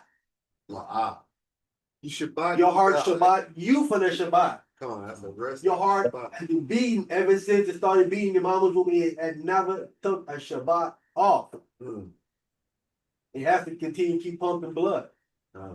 Okay, can I mention this real quick? Yes, sir. The thing you missed, I think, Service Smith, before you got on, is that we talking about how everything is going in a complete line from beginning to end with the Most High in Christ. So we there right now. Oh, okay, appreciate you. Yes, sir. That definitely puts stuff in perspective. Okay. You missed the part about the signature and the part about the covenant and stuff. Covenant. Come. Yeah, he can go back and look. It's a covenant, not a testament. Yeah, we dealing with that. Come. Okay. What's the difference? We'll do it right now. Here we go. All right, bring it out. Get right in. Hey, yo, what's interesting is when he's bringing it up about the no rest, I started thinking, I don't know if it's dolphins or one of them animals, one of them sharks where they never go to sleep. Tuna. I know a tuna the same way. They like just up, like they just keep going. They don't rest. If they I always wonder, like, how is that possible? Yeah, if they stop, they die. Mhm. Yeah, that's Mhm. wild. Yep. Who was reading? I was. Go ahead. I think you in verse 14. Kyle, Hebrews chapter 9, verse 14. Yes. How much more shall the blood of Christ, who through the eternal Spirit offered himself without spot to the Most High, purge your conscience from dead works to serve the living God? Right. Then the worst part of it is it's oral Torah, and now this stuff these brothers are doing here. Right? All this vainglory, when they get out here and curse and act like they know something and not showing the text says accurately, all that stuff was talking about. That's dead works. Dead works, come. That's dead work. Oral Torah. They think they out there doing God's work when they're doing out there in the streets. Them dudes are not doing the Most High in Christ's work. Mm. They think they are, but not doing it. They're gonna find out later on that they're not. So do dude know better when he drinking and then he's being a priest? He think He drinking the Hennessy, whatever he drink. He know what the text is saying. He's regarding that. You know what I'm saying? Listen, here's an example, right? Wine bitter. All the years that the really he was teaching on the street, was he doing the most hour? Wasn't. He's doing the exact same thing these brothers are, these other camps are out here doing on the street. The exact same thing. Well, you know they're gonna go to that scripture, go to the highways and byways, lift up thy voice and cry loud, spare not. Going, see, again, that's the problem with them again, right? Uh-huh. Who are you inviting? Mm. Mm. Are let's get technical just for a second, right? Get technical for a second. Do you know what a highway is? I thought I did. I thought it was the over part of the freeway, the one that's. A highway where the traffic is. Yeah, okay. It's the highway, right? Like a freeway. Okay. It's a highway. A lot of traffic is going through it because it's called the highway, Come, right? A lot of cars going through it. come, Are they there? wow. No, they're not. So they're not doing that part. They're not in the highways, right? And the byway. What are the byways? You know what the byways are? I never looked that one up. I got The byway is a section of off-road, off road. not a highway, but just a side road, Okay, and off of that, okay, on the side of that, okay. Gotcha. right? It's a byway, right? The reason why when you read the parable, it talks about how some fell on stony ground, right? Some on good earth, Right, so on and so forth. stone ground, yeah. Stony ground. About that night. That off Um, stony ground difference, you right? Because the off where you have stony ground, right, you have some good ground over there too, some dirt. okay. There's some other stuff, right? It talks about the parable of soul, right? So you see, it all lines up, Come, but they're not there. right. Where they at? Hollywood. They're getting in front of churches. Come, They up in Hollywood with other on these corners and stuff like that, right? They're fighting over corners and stuff like that, and these different things. They're trying to go where they think a crowd of people are. mm, It doesn't matter what people. When you go there, there's a lot of non-Israelites there, mm, right? mm, But that where they at, right? Mhm. Where they at? Times Square. Whole bunch of non-Israelites there, right? mm, The text says, "Go tell my people." When you go there, they're engaging the majority of time with non-Israelites. Are they not? That's what they're engaging with, Wow, either my. cursing and arguing. This is what they're doing. So they're not doing the Texas stuff. You know what, like, none of the people Hamashiach and Habashai sent out was fighting over the corner. No. They weren't drinking while they were teaching. That's crazy. None of them was still banging. Whatever they were doing, they stopped. They start doing it again, they will put back out. And you never heard about them Yeah, they works. getting, None of that. But all that dead works. I'm saying what is doing? They're not doing life work. They're still doing dead works. See, they think they're doing the Most High Christ work. You gotta leave them alone. You know what I'm saying? You don't need to argue with them about it, right? We'll see in the end what it is. We see in the end what it is. Then they'll see for themselves that they wasn't doing it, right?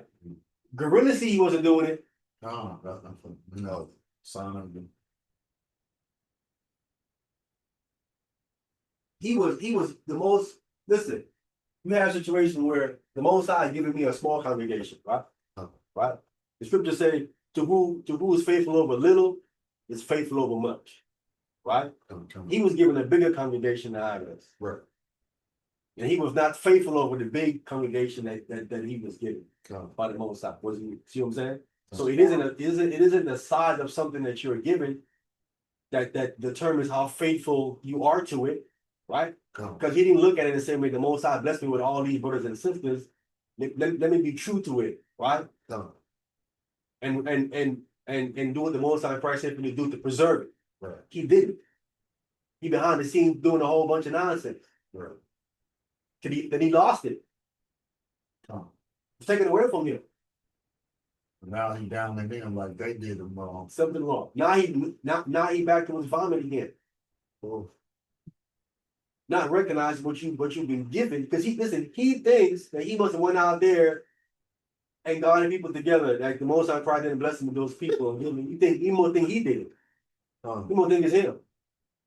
And the colors part about it, where he went back to, they've been having hell ever since. You have to understand who gave that to you, and for you to respect it and honor it, right? And show the Most High and pray you thankful for him giving that to you by staying consistent. All right, verse 15. Verse 15. And for this cause, he is the mediator of the new covenant. He's the mediator, again, this word here is dedicated. He is the mediator of a new covenant. It's a new covenant, right? Mhm. Or a renewed covenant. The Greek word there, kanos, is renewed. It's a renewed covenant. He's the mediator of a renewed covenant. Go ahead. That by means of death, for the redemption of the transgression that were under the first testament. We know the first testament, we read it in Second Kings, that it's a covenant. When we found it, we called it what it was a covenent, right? We're not following the non-Israelites. We following our own people and what our priest called it back in Second Kings. He referred to it as a covenant Covenant. and a Torah. Right. So we know here's what it's just talking about. Under the first covenant, go ahead. That which are called might receive the promise of eternal inheritance. Eternal inheritance might receive. So first you're called, right? The text make your calling and election sure. So when you call, you can't stay in your call mode. You got to go into election mode. Because in your call mode, you are that might receive the promise of eternal inheritance. Wow, that's deep. You got to go into your election mode. Now you're there. That's it, right? When you're in your election mode, we go back to what I said earlier about now you got the signature on you. You know, signed off on you. See that? Right? And you even getting into this, right? There's a whole bunch of phrases out there that has to deal with sign, right? One of the phrases is you signed up for this. Isn't that how they phrase it? You signed up for that, did you not? Right now. You didn't literally sign a piece of paperwork. Right. In some cases you did, Right. but sometimes you didn't, right? Right. But your action, if you doing something that said, man, you signed up for that, bro. You consciously came in. Consciously, you said you was gonna do it, you're doing it, you signed up for that, right? So I'm showing you that your action can also be your signature. You know, that's all I'm saying. Right? Man, Your signed words up. can also be your signature. That goes back to your word is bond. Right. You know, your word is your signature, signed by saying. That's similar to what they do within a marriage. When she say I do, she's signing. That's what she's doing. She's signing. Yeah. But That's why you held accountable for what you're saying. Yes, sir. so do you think she really meaning it when she say for worse? Yeah, maybe She's supposed to better, mean it. it's the better part, but She's for supposed worse. to mean the whole thing. Whatever she said out of her own mouth, whatever she agreed to, she's supposed to be serious about the whole thing. The whole thing. When she said I do and all of that other stuff, she said yes, she signed it. She's signing off. Right? This is how, remember, your words out your mouth are spiritual. You can't see them, right? So it's your come with your spiritual signature, what you say you're gonna do. It's in the books written. You're gonna say, listen, you signed right here. When did I sign it right here? When you said I do. When you said you was gonna do this. That's your signature. You gotta record it here. When God spoke the death commandment, he was giving you his signature. That's why you watch God in compliance with what he said he's gonna do. Is there any point the Most High God is not in compliance with what he said he gonna do? Not a point. Because he signed. He ain't gonna have you say, wait, no, you said you didn't do this right here. He said, where is it? Show it to me when I started to do something that I didn't do. Where? Point it out.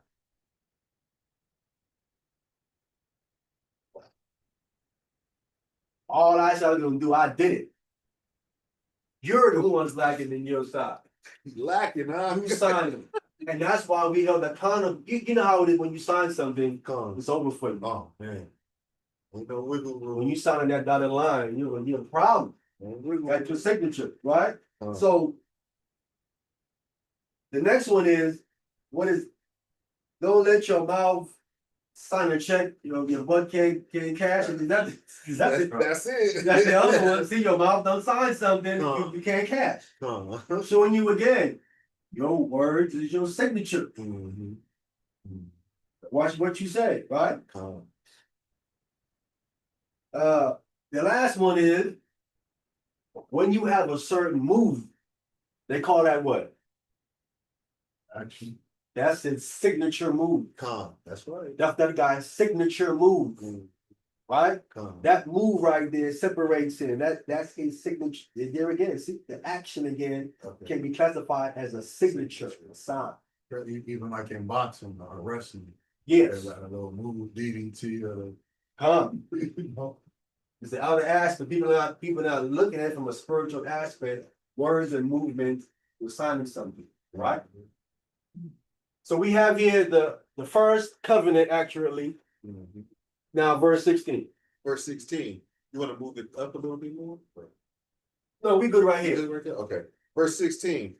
For where a testament is, there must also of necessity be the death of the testator.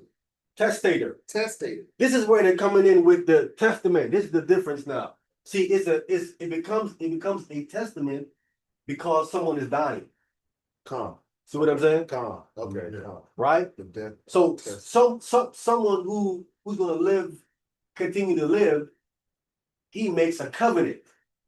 Right? Uh. Someone who's getting ready to die makes a what? Test. A last will and testament. Con. Right? Con. So they're saying, wait a minute. Let's back up for a minute, right?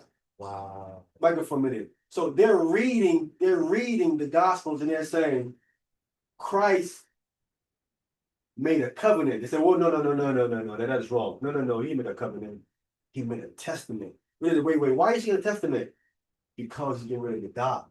Someone's getting ready to die, makes a testament, not a covenant. So they argue, no, he didn't make a covenant, he made a testament because he was getting ready to die. This is the argument for using the word testament. Okay. See? Okay. This is their argument, Okay. right? Con. They're saying, no, y'all got this wrong. And we say, no, y'all got this wrong.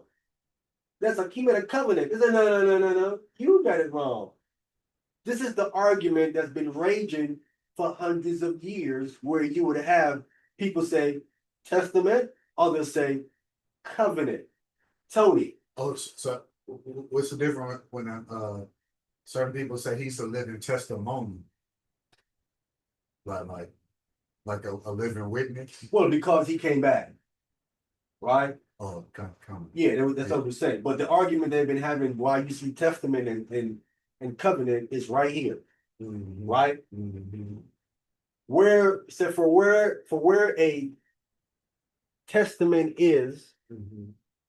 there must also of necessity be the death of the Test. testator, Test. right? Con. The testator that would say is Christ, Con. right? Con. When he died and he made a last will and testament.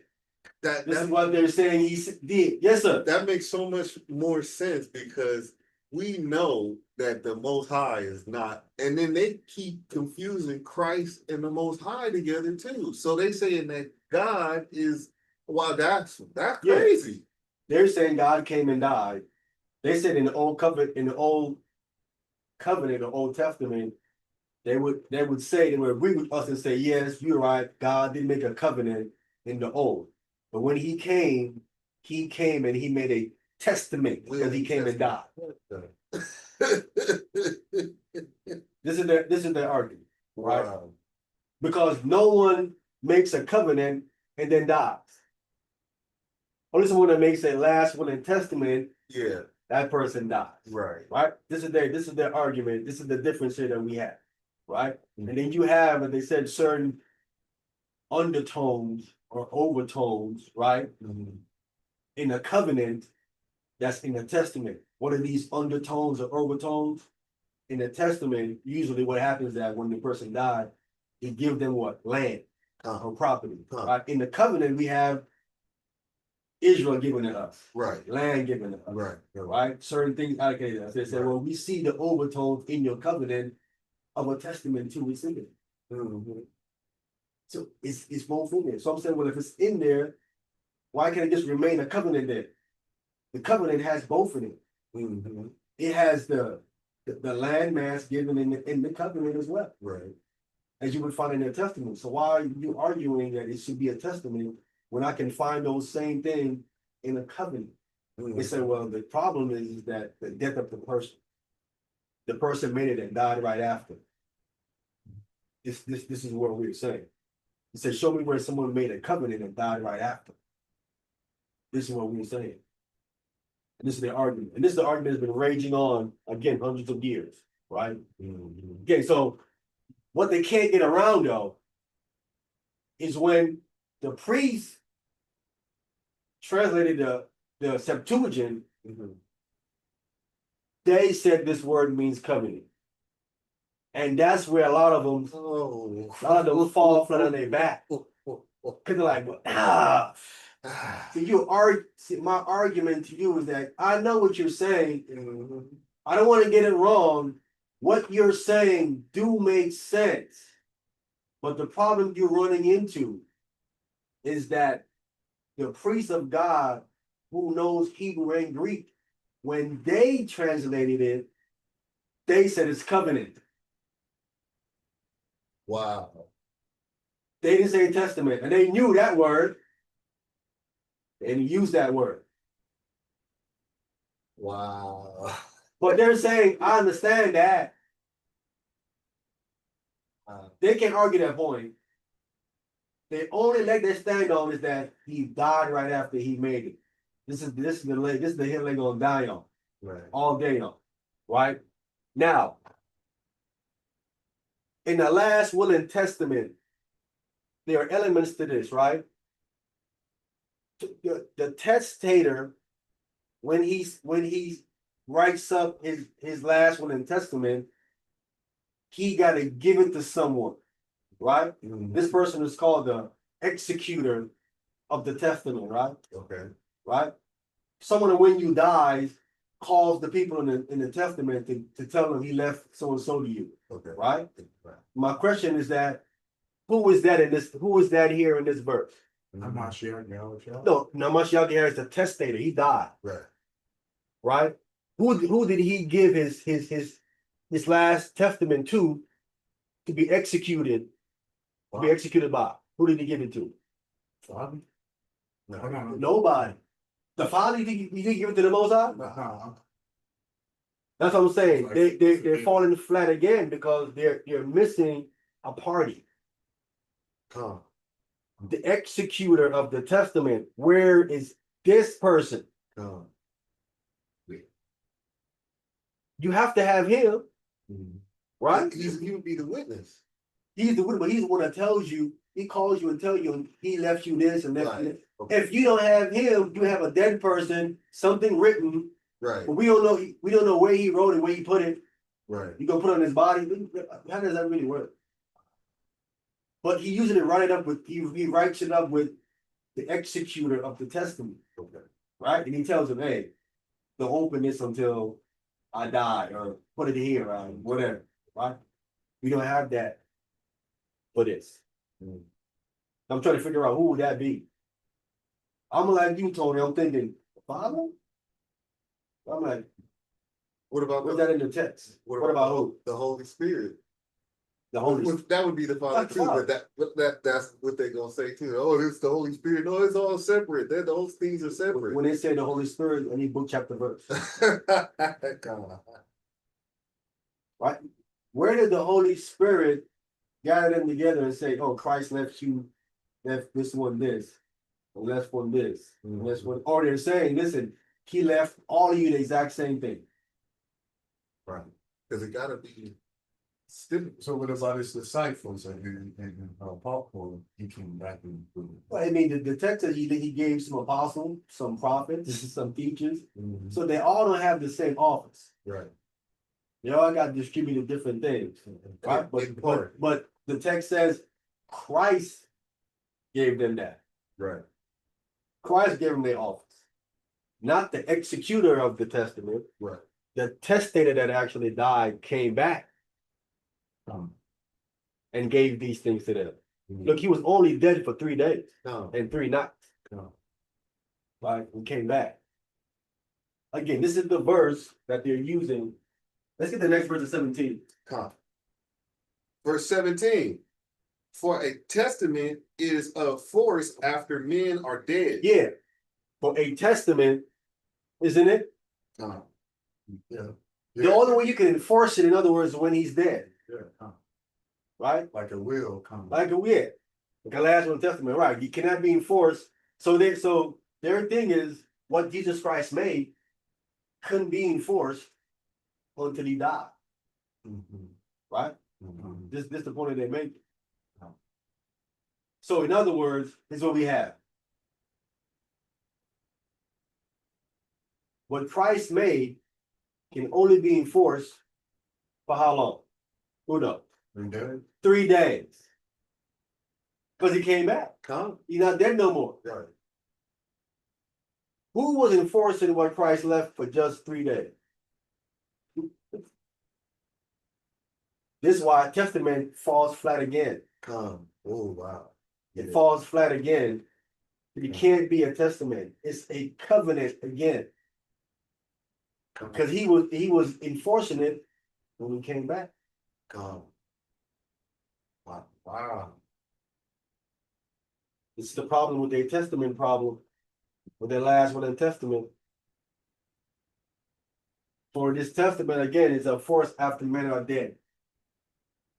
Otherwise, it is of no strength at all while the testator, Living.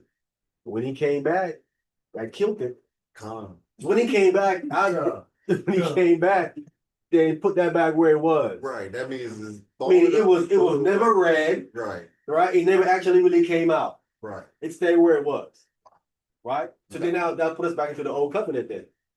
So y'all back on the law, statutes, and commandments then, because if he never really made something, or if he didn't make it, it never got executed then, because he came right back after 3 days and 3 nights, and y'all back on the Torah.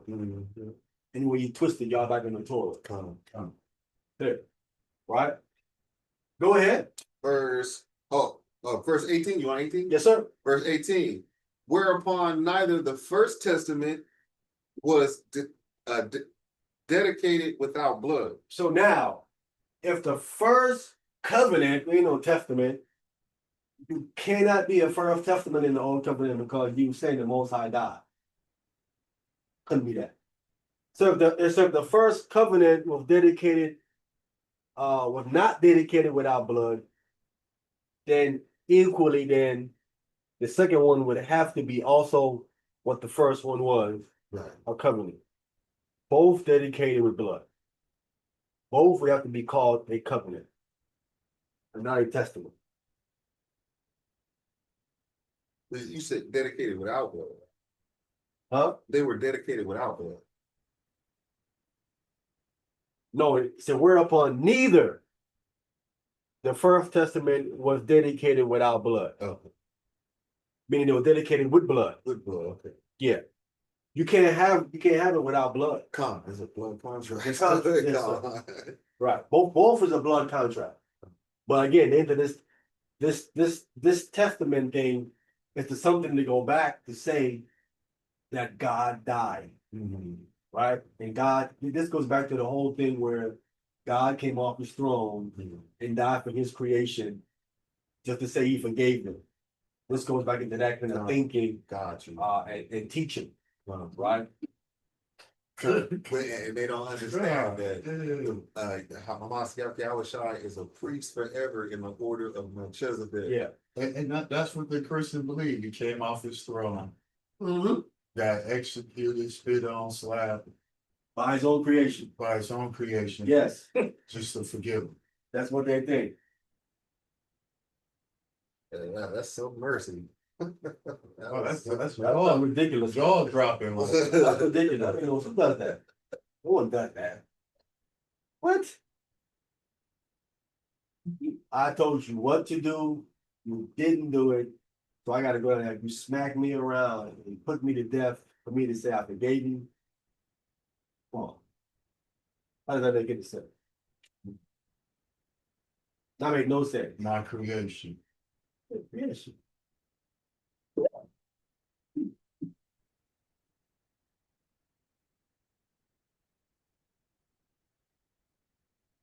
All right, let's go. Let's go back to the words again. I need to get Proverbs chapter 6, verse 1 and 2. You going back to your words. You got all said it to be right back. Shalom, Rock. Proverbs chapter 6. You get verse 1 and 2. Going back into watch your signature. What you say? Go ahead, brother. Even like the game Tyson Punch Out, huh? We always got that. It's a signature. Oh yeah. And also, like when somebody used to dunk the ball, like who was kids back in the day, like Jordan. God. Proverbs chapter 6 from the top. My son, if thou be a shorty for thy friend, if thou hast stricken thy hand with a stranger, So now you sure did your friend. You want to shaking hands with a stranger. Go ahead. verse 2, thou art snared with the words of thy mouth. What is he snared with? The Words of words. The words. The words. The word. You shook hand, but what snared you? Word. The words. The words snared you. What you said out your mouth. Shook his hand and said nothing means nothing. When you said something, snared you. Like bet, and then shake on him. Yeah. You are snared with the words of your mouth. Go ahead. Thou art taken with the words of thy mouth. That's how you get caught up. That's how you get caught up. Right? Because people are taking what you're saying as real. So you gotta be careful of what you say, because words can get you in trouble, get you trapped up.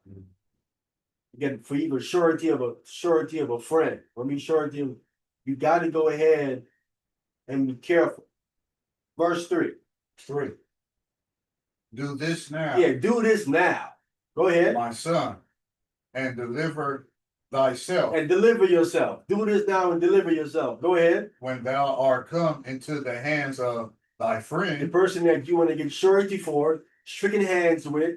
When you come to this guy, go ahead. Oh, humble thyself. Go humble yourself. What does that mean? Go humble yourself. It mean go say I made a mistake. Apologize? What I said, I misspoke. Okay. I misspoke what I said. Okay. Go humble yourself. Right? When you humble yourself, you come in and you say you was wrong, right? Come. You said something wrong. That's humbling yourself. Right? Come. And go humble yourself. And that's without the beat there. That's what I misspoke. That's what he said. Do this now. He said, do this now. Don't wait. Go now. Go do it now. Go deliver yourself. Right? My bad, I didn't mean it like that. Come. Go to your friend and humble yourself. Go ahead Humble thyself and make sure thy friend. and make sure. Man, I was wrong. I gotta prove you, man. This man said, gotta make sure that you're real. These are the things that you have to do. Otherwise, you get caught up easy. Easy. Right? Matthew chapter 12. Matthew the 12th chapter. A lot of these guys out here caught up. Remember we were showing Zabak early? Huh. Oh, it's what Zabak was saying? Oh, How he was getting it all wrong? yeah. Matthew 12 and 36. And 37. It still looked like he was shopping for a new wife. Yeah.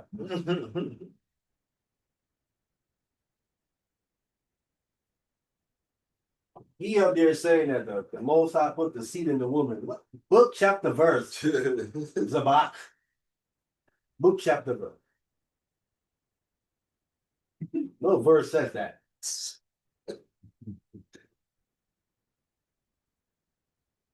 Matthew chapter 12, verse 36. Go ahead. But I say unto you Yeah, but I say unto you, this is the Messiah speaking. that every idle word that men shall speak, they shall give account thereof in the day of judgment. On the day of judgment, you got to give account. You got to give account. Every idle. Every last one. Everything you don't said, everything you don't sign the name of. Mm.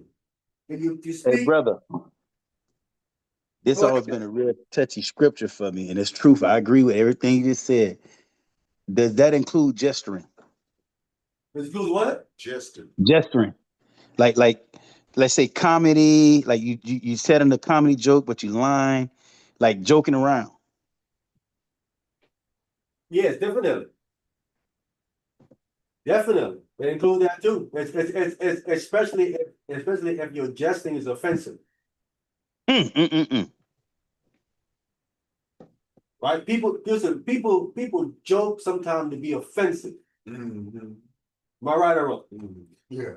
They intended to offend you. Right? Maybe other people laugh at you. They're trying to offend you, right? Or they bring up something that they ain't supposed to be bringing up, right? Mhm. I'll give you an example, right?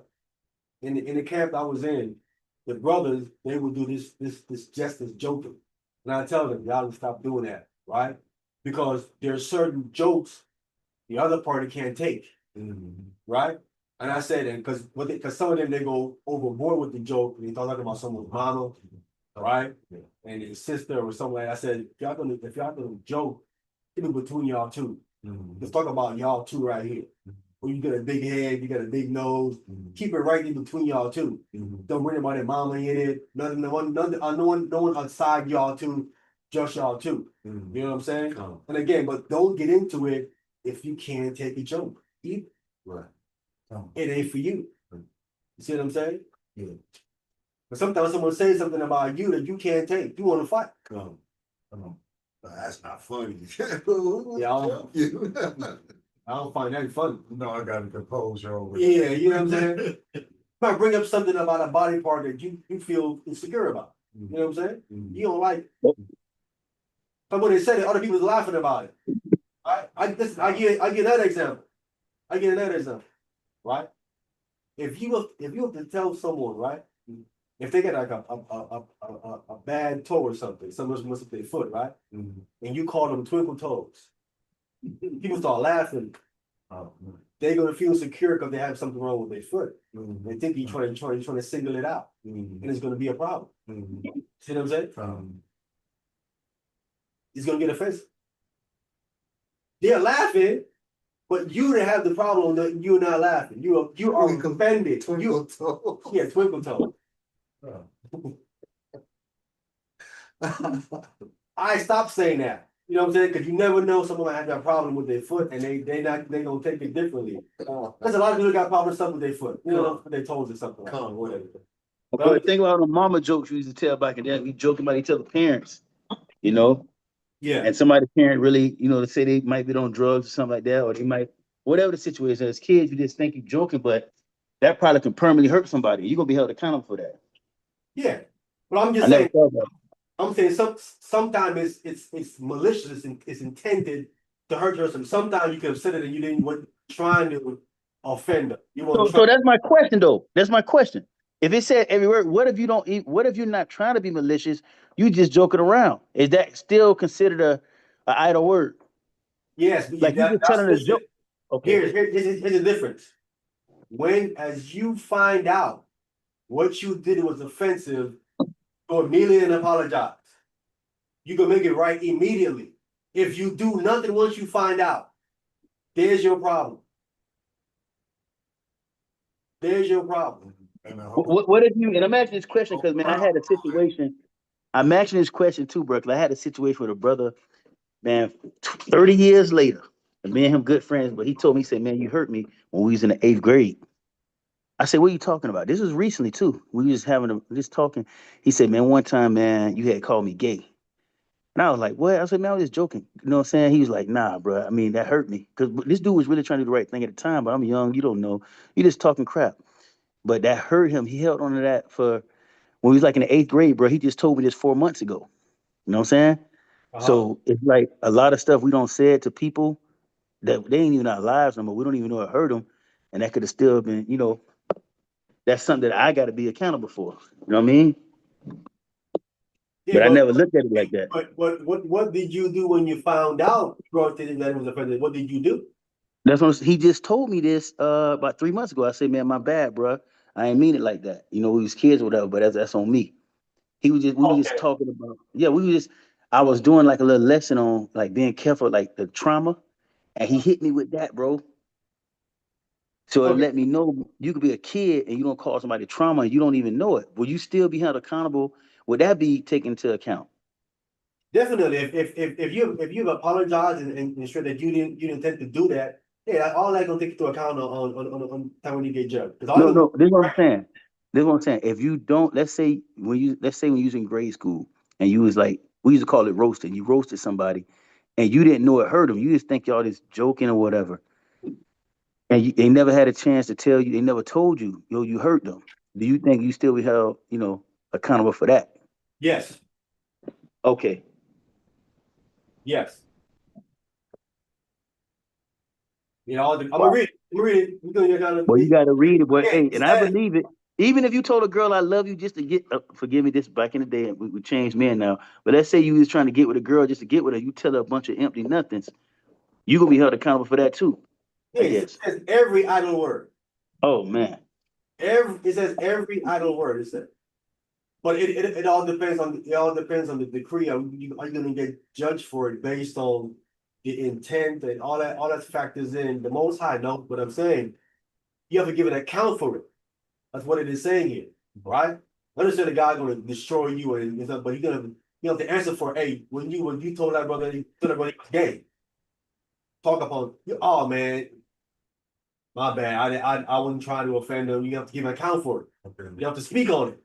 See what I'm saying? That's what he's saying. Christ didn't give, when you asked about it, you have to now explain yourself. You see what I'm saying? Yes, sir. Like the court of law. What if a person the whole crowd laughing, and a person like, man, it wasn't even all that funny? Would he be accounted for that when it really was? Even though he offended and he's saying like the whole crowd dying, like laughing, and like, man, it wasn't even all that funny. Would he be counted for saying them words, even though it really was funny to any and everybody but him? The person that said it, you talking about? Yes. And the person is offended. Yeah, but would he be counted for them words? Like, man, it wasn't even Yeah. all that funny. He have to give account for what he said. Knowing it was really funny though. Whether it was funny or not.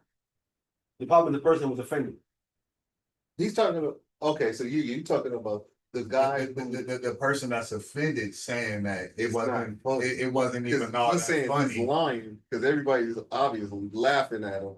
How's he gonna give account? He didn't say nothing. He didn't. Right, he's just talking basically about the person, but he's lying because he's saying it wasn't that funny. But he's saying that all of them is laughing at it. It was that funny. So he's saying you lying, saying it wasn't that funny. Is he gonna have to give account for saying that? For saying that it wasn't funny? Yeah. Yeah, it wasn't even all that funny No. when the whole No, crowd no, is no, no. laughing Yeah, at right. him. Because them is offensive words coming off, huh?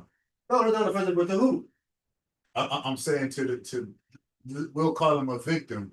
The victim saying that, man, it wasn't even all that funny when he see the whole crowd laughing at him, where he be counted for them words, knowing it probably really was that funny to them, to the ones that's laughing.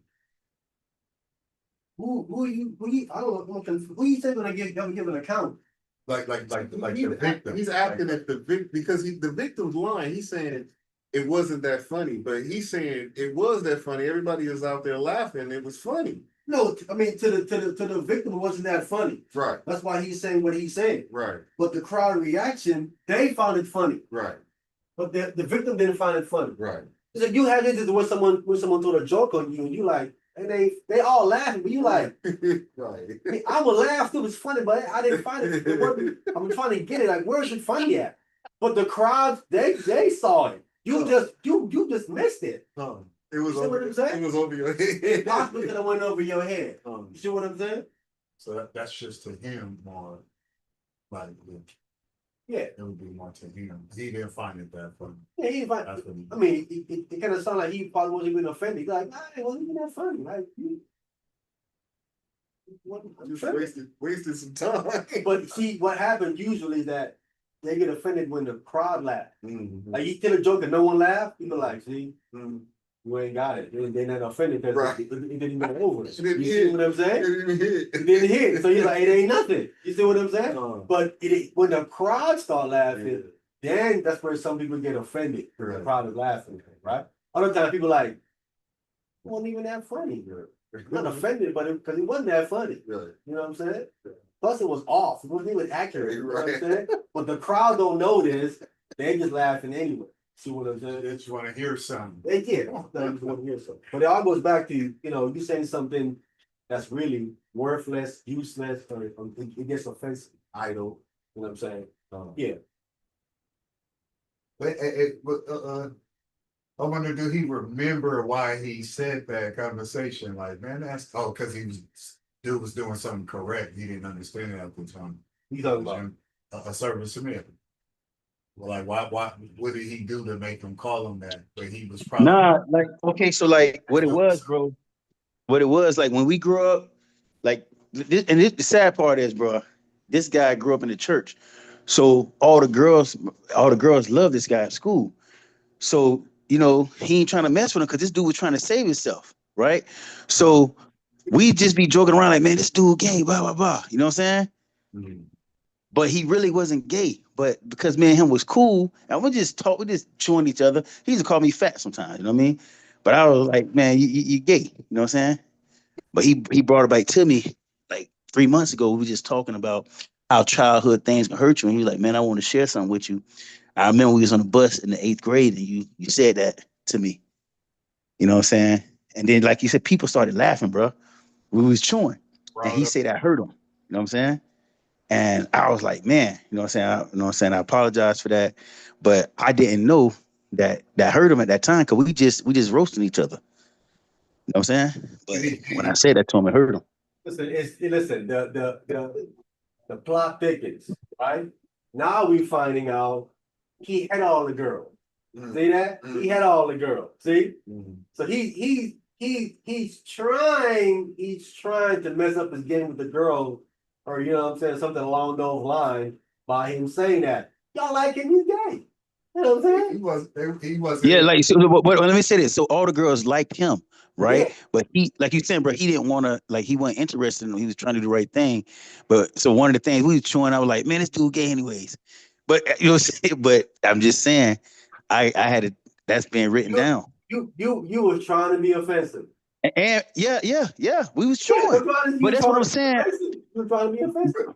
But And, you're 100% right. But what I'm saying though, bro, this is what I didn't know. Honestly, at that time, because we've been doing this our whole life down here. We chew each other. I didn't know that's being offensive. We just thought, man, we just fit get in the chewing session. We'll just start doing it sometimes.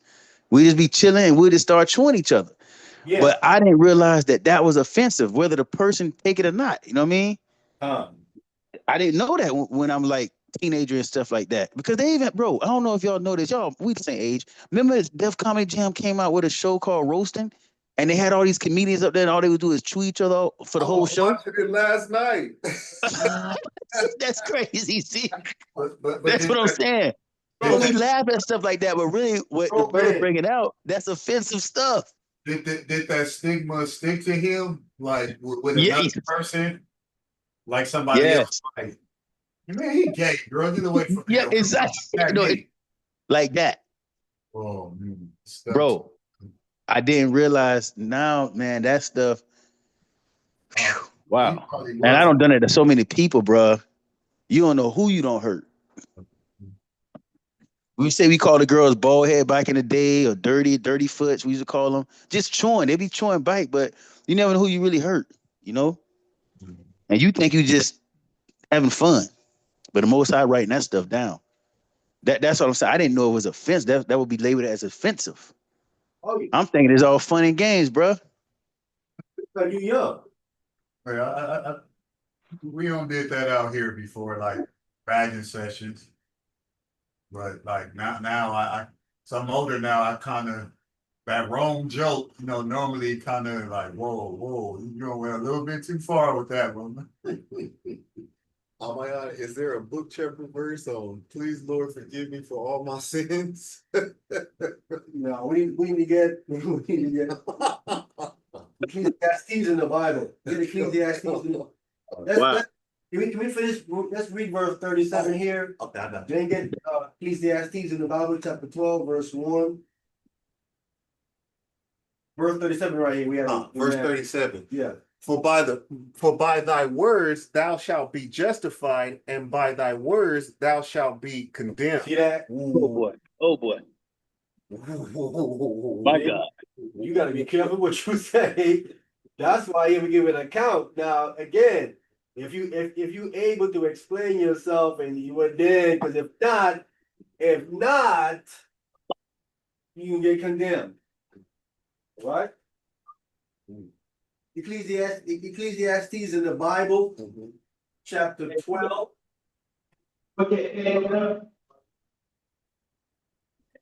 Somebody just asked the question. I couldn't hear you. Please, no.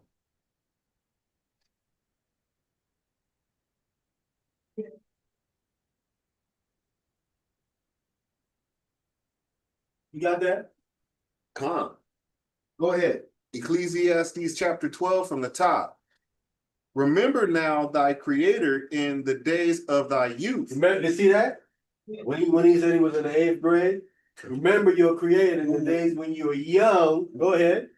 While the evil days come not, While the evil days come not. Go ahead. nor the years draw nigh, When the years come nigh, what? when thou shalt say, I have no pleasure in them. I have no pleasure in them.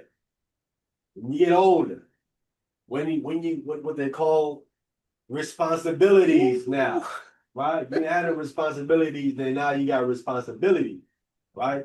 You got insurance, you got rent, you got light, you got gas, you got a whole bunch of responsibility, right? Go ahead. Verse 2. While the sun or the light or the moon or the stars be not darkened, nor the clouds return after the rain.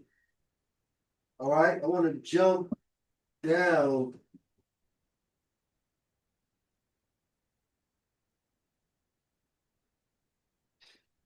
So that's to say, like, it's power in the tongue. And See again? it's the power in the tongue. Yeah, it's part of the tongue. When they say power of death and life, Life and death and the power of the tongue. life and death and the power of the tongue. Man, but we gotta raise our kids better. Cause I grew up thinking this stuff is like all fun and games, but it's no fun and games, man. But don't a person, if after like roasting the person, you feel like more prideful and powerful? You ever notice that? Yes, it's true, bro. You're right. Like battle rap or something like you need like, yeah, I did that. Let me help my kind of do this. Like you a little bit kind of like proud of yourself. It's true. That's true. It's the same, but like yeah, that's it. Like And when I think about it, bro, my mom, my stepdad, he was on crack. So this dude used to like steal food out the refrigerator and take it to the park and sell it, like all over and sell it. So, they'll be chewing me about that. And everybody parents, not everybody, but a lot of people parents on drugs back then. But I realized now that I'm older, a lot of that roasting and chewing, it was actually to hide the pain. That's what us kids was doing. That's why we would talk about each other. Because everybody was in pain, really. So we would down each other, like you say, to try to make you feel some type of self-pride, bro. Some type of pride about yourself. You know? Yeah. You know one of the old sayings, bald headed geezer. Yeah. And then the kids get. I think the bear came in for calling them bald headed. What they did, yeah. Oh, wow.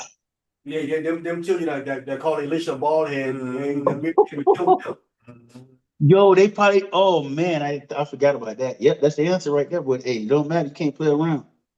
He killed him, didn't Priest of the Yeah, Most yeah, High. the she bear. She bear, ripped them. he?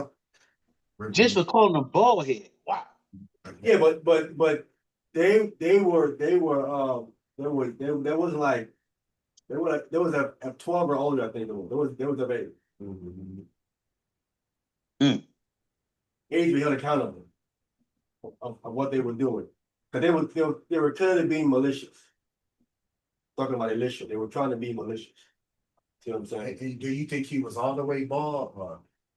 Yeah, because like here, it's a sin to cut the four corners of your hair. So He probably balled up in the front, balls are like, or maybe maybe have the George Jefferson. You know what I'm saying? Yo, can you imagine their parents like, yo, why they done it? Why? They like, yo, he called Alicia bald head. The most I sick the bears on him. Ain't nothing your dad can do. Nothing. wow. Nothing you can do about that. And you better be careful. Or something else come up on them. Right, so we're going off into the evil days. It says when the evil days come now, right, where we was at. Ecclesiastes, right? Come. When the evil days come down in verse 1, right? So the evil days here are in verse 3 down. Go ahead. You want verse 3? Yeah, verse 3. Ecclesiastes chapter 3. No, 12.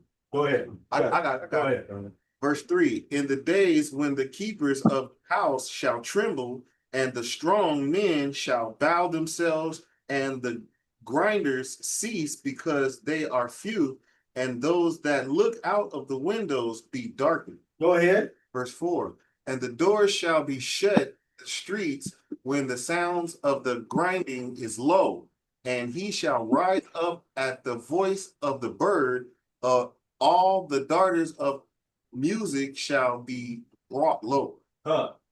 Right, so these are speaking of the evil days. They're gonna go off into when you grow up. Go ahead. Verse 5. Also, when they shall be afraid of that which is high, and fears shall be in the way, and the almond tree shall flourish, and the grasshopper shall be a burden, and desire shall fail, because man goeth to his long home, and the mourners go about the streets. Right, those are the evil days. So go back to you, man went through his long way to home, they go back into the dust, right? And the mourners are in the street, people are crying, right? Go ahead. Verse 6.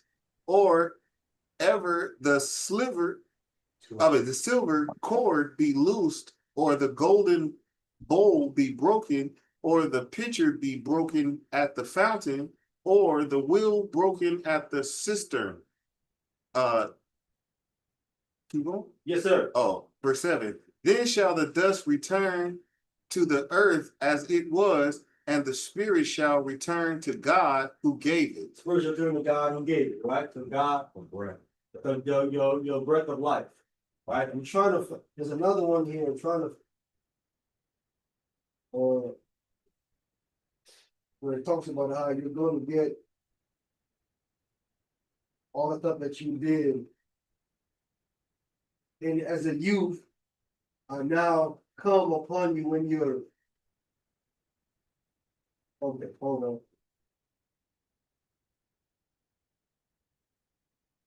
All right, here we go. We'll get chapter 11. That's what I want. 11 chapter. Well, this is what I want right here. Chapter verse 9. Ecclesiastes chapter 11. And I want verse 9. That's what I'm looking for. Right? This is what I'm looking for. Go ahead. Ecclesiastes chapter 11, reading that verse 9. Rejoice, O young man, Rejoice, young man, right? Go ahead. in thy youth, In thy youth, right? When you young, right? Go ahead. and let thy heart cheer thee in the days of thy youth. right? That's kind of what the brother was saying. When he was 8, you know what I'm saying, back and it was all good, right? Go ahead. And walk in the way of thy heart. That's how the brother was walking. So Smith walking with his heart in his own mind. That's how he thought. You know what I'm saying? Go ahead. In the sight of thy eyes. In how he saw it was good to walk, right? Go ahead. But know thou. But what? Know thou. But no doubt what?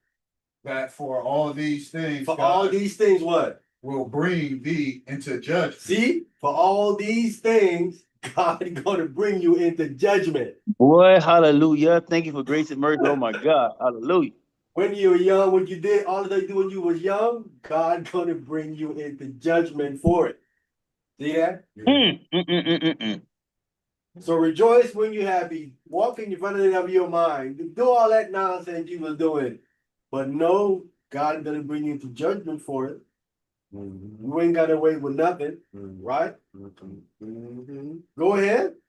Verse 10. Uh-huh. Therefore, remove sorrow from thy heart. Remove sorrow from your heart, uh-huh. And put away evil from the flesh. Uh-huh. For childhood and youth are vanity. See that? Childhood and youth is vanity. Wow. See that? That was good. So what we on, part of our mission where we on, they're trying to have some good works to offset that stuff when you was young. Come. Wow. Because God, hey, when you was, remember what you, when I got older, I did say, okay, they try to, oh yeah, I'm trying to offset some of that stuff. Come. Yes, sir. It's a blessing to see today from a lot of the stuff we was off when we was young. Facts. Vanity. Fact. Yeah. You could have died back then plenty of times as well. Yeah, we know. Hey, yo, man, this ain't even funny, but think about that movie, Menace to Society, bro. Right? I know it was Boys in the Hood, actually. Remember that part in the classroom where he said, I ain't no African booty scratcher? Remember that? Huh. Bro, I remember we had some African kids that came to the school, and we used to always say that, and we used to call them African booty scratchers, bro. Bro, now I'm thinking about it, dude, that's crazy, bro. Oh my goodness. Oh man. We was You thought that was the end of it, huh? That was Right. it. Exactly. Not the end. That is not the end. Well, I got a little confession on that one. One day I got on him about how he looked and stuff, and boy, he had hands galore. He beat me up. I was like, and we became good friends after that. I didn't know how nice the dude was. Ham had them hammers. I came up with a group of people like the clown, right? And we call it bagging back. We call it different things, you know. We call it bagging, but you, that's what. But listen, I started. You know, they're talking about me. I'm like, hey, I got to jump in and talk about that bag. You know what I'm saying? But we was cool. We was cool. You know what I'm saying? None of us got offended. None of us got offended. You know what I'm saying? Because we was all friends, right? And that's how it was. If anybody, if I remember everybody got offended, we'd have been like, nah, man, we weren't trying. We just joking, man. You wouldn't air like that. You know what I'm saying? Yeah, what I'm saying is the problem comes in when you get offensive, right? You get offensive. We all clowning each other. We all laughing about it. You know what I'm saying? And it's different, right? But you're gonna have to speak on it. You know what I'm saying? You can speak on it. You're like, yeah, I mean, you don't go up there lying. Don't go doing that. No. Don't go doing that. Don't hide your hands. Don't go doing that. I'm clean. You know what I'm saying? Did dude ever ease off? Who you that made the confession from the 8th grade? Trevor Smith. How did he hear you? Yes, sir. I'm here. I had to step away for a minute. Did he ever like kind of let it go, like, or forgive you for it after he made the confession? Oh yeah, no, that's like one of my best brothers, man. That's the thing about it. That's like one of my best friends. It's just that we was having like a heart to heart, we was talking about childhood trauma, and he opened up about that. You know what I'm saying? This is like my guy. But he was like, yo, that kind of hurt me. And I didn't realize he realized it then, but he thought he had got over it. But it still was down there. He wanted to, just let me know that hurt him. And we made amends to that, but it just shocked me because I didn't even know at the time that I hurt him by saying that. Because we just went on the way, like kept, living life. Cause I get like how certain people might not mean it in that fashion. They're like, oh man, that's gay, bro. Like you get that out of not talking about a person, but just saying like That's more of a gesture. yeah. But still a certain person might be like, yeah, that's gay. Like what Yeah, so now even that right there. See that see that's the thing. That's just by saying that word, because that's something we say like that's gay, but we don't actually mean like homosexual. We just like, man, that's lame or something like that. But other people around us might not know that's what we saying, and we saying to the other person, I just started thinking about all of that type of stuff just now. he been holding back meaning to tell you that for years. Exactly, bro. Crazy. And like he been holding down here for a minute. Like he probably heard it. Because and this the bad part. When I thought about it, he probably thought it was. I'm gonna use this term, gay, to even tell me that to open up. You know what I mean? Some people probably be hurt from stuff we done in their childhood. They don't even tell you because they might think you may look at them as being soft for, opening up about what you heard them about. So I thought about that too. Salakia, can I say something about this whole thing? Yes, sir. Okay, this is why I believe the whole thing and problem with that stuff we were talking about with the baggages and stuff when we were young. The issue is this: I'm talking about for a person that's considered like a class clown, the person that does it a lot. You know what I'm saying? Like the problem is stuff like this is that they tend to actually talk about other people, so that no attention's on themselves. That's actually what that is. You know what I'm saying? So like they do it as a defense mechanism. You know what I'm saying? More like a bully thing in a sense and stuff like that, whatever. So I agree. What it is that people that are usually good at it. So they're like, oh, I want it like the thing is that it looks cool, so people like do it with each other and friends like that. But actually, that's where that actually comes from. That's why. Yeah. That's a good point, brother. I actually know who he's talking about. He's talking about No, because so crazy how I learned about this because like I had a coach at a class one time in high school. It was the coach of the football team was the coach, whatever. So like, and I was kind of doing it in his class.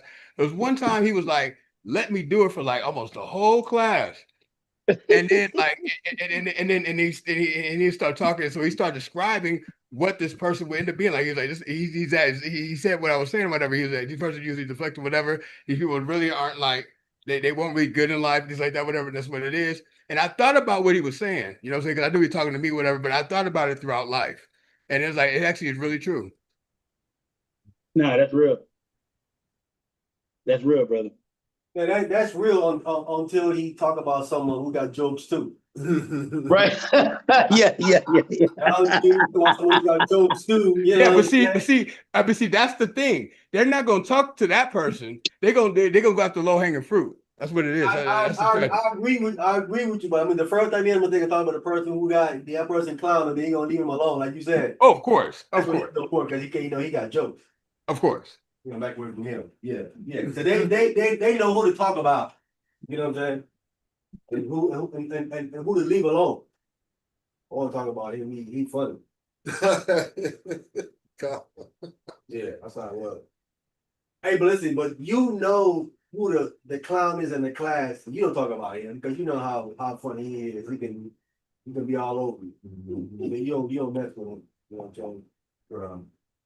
I was that dude. Me and my boy was that dude in the classroom. You know what I'm saying? Me and him was that dude in the classroom. But the difference is with us, like I told y'all, nobody was off limits, right? They even gang members. We clown them too. And they want to fight. We're like, man, we just joking. They're like, we don't play that. You know what I'm saying? Joke. But you wasn't off limit. You know what I'm saying? If it's your turn, it's your turn. You know what I'm saying?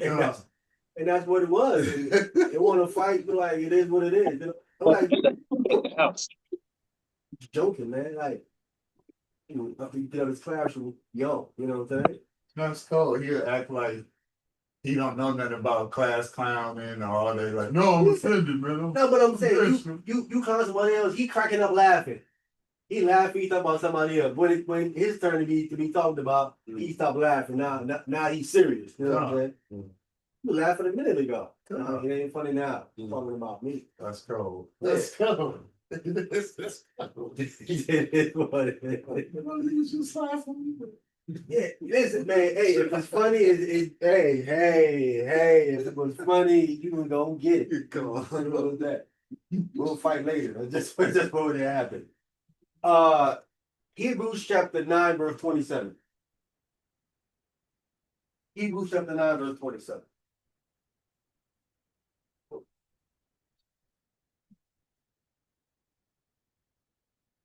Yeah, but listen, again, man, going back to this thing again, you gotta be careful, man. Again, your intent is your intent behind what your word, young or not, young or not. You know what I'm saying?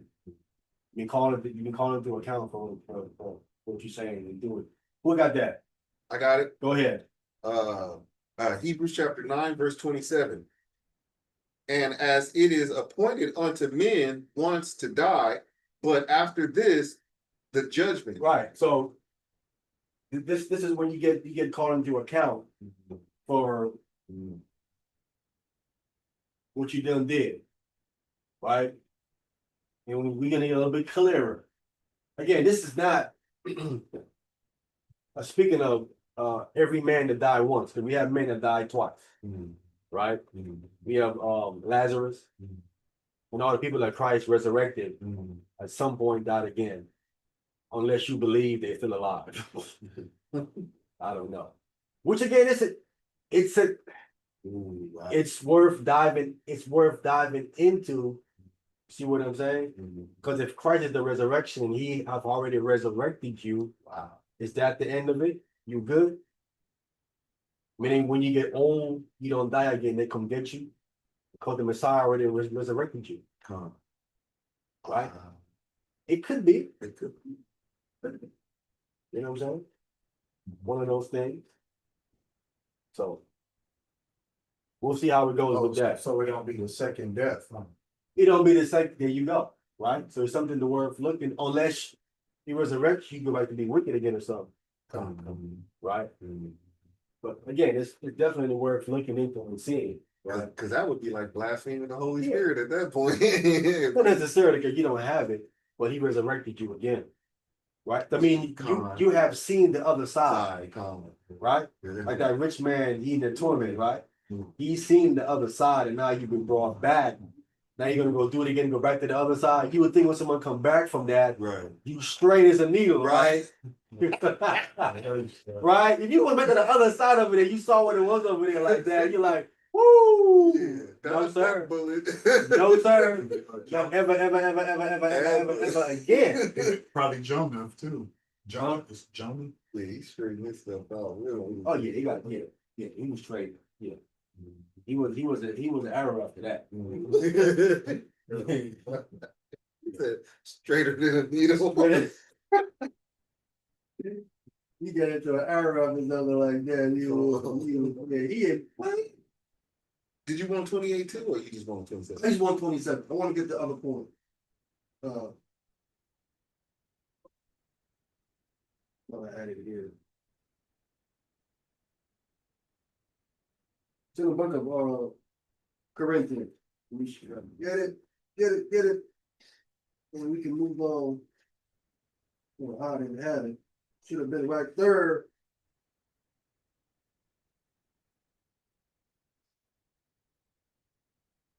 You know, sometimes you forget these things as life goes on. Yeah. 2 Corinthians chapter 5, verse 10. A little more information on that, then we're gonna move on.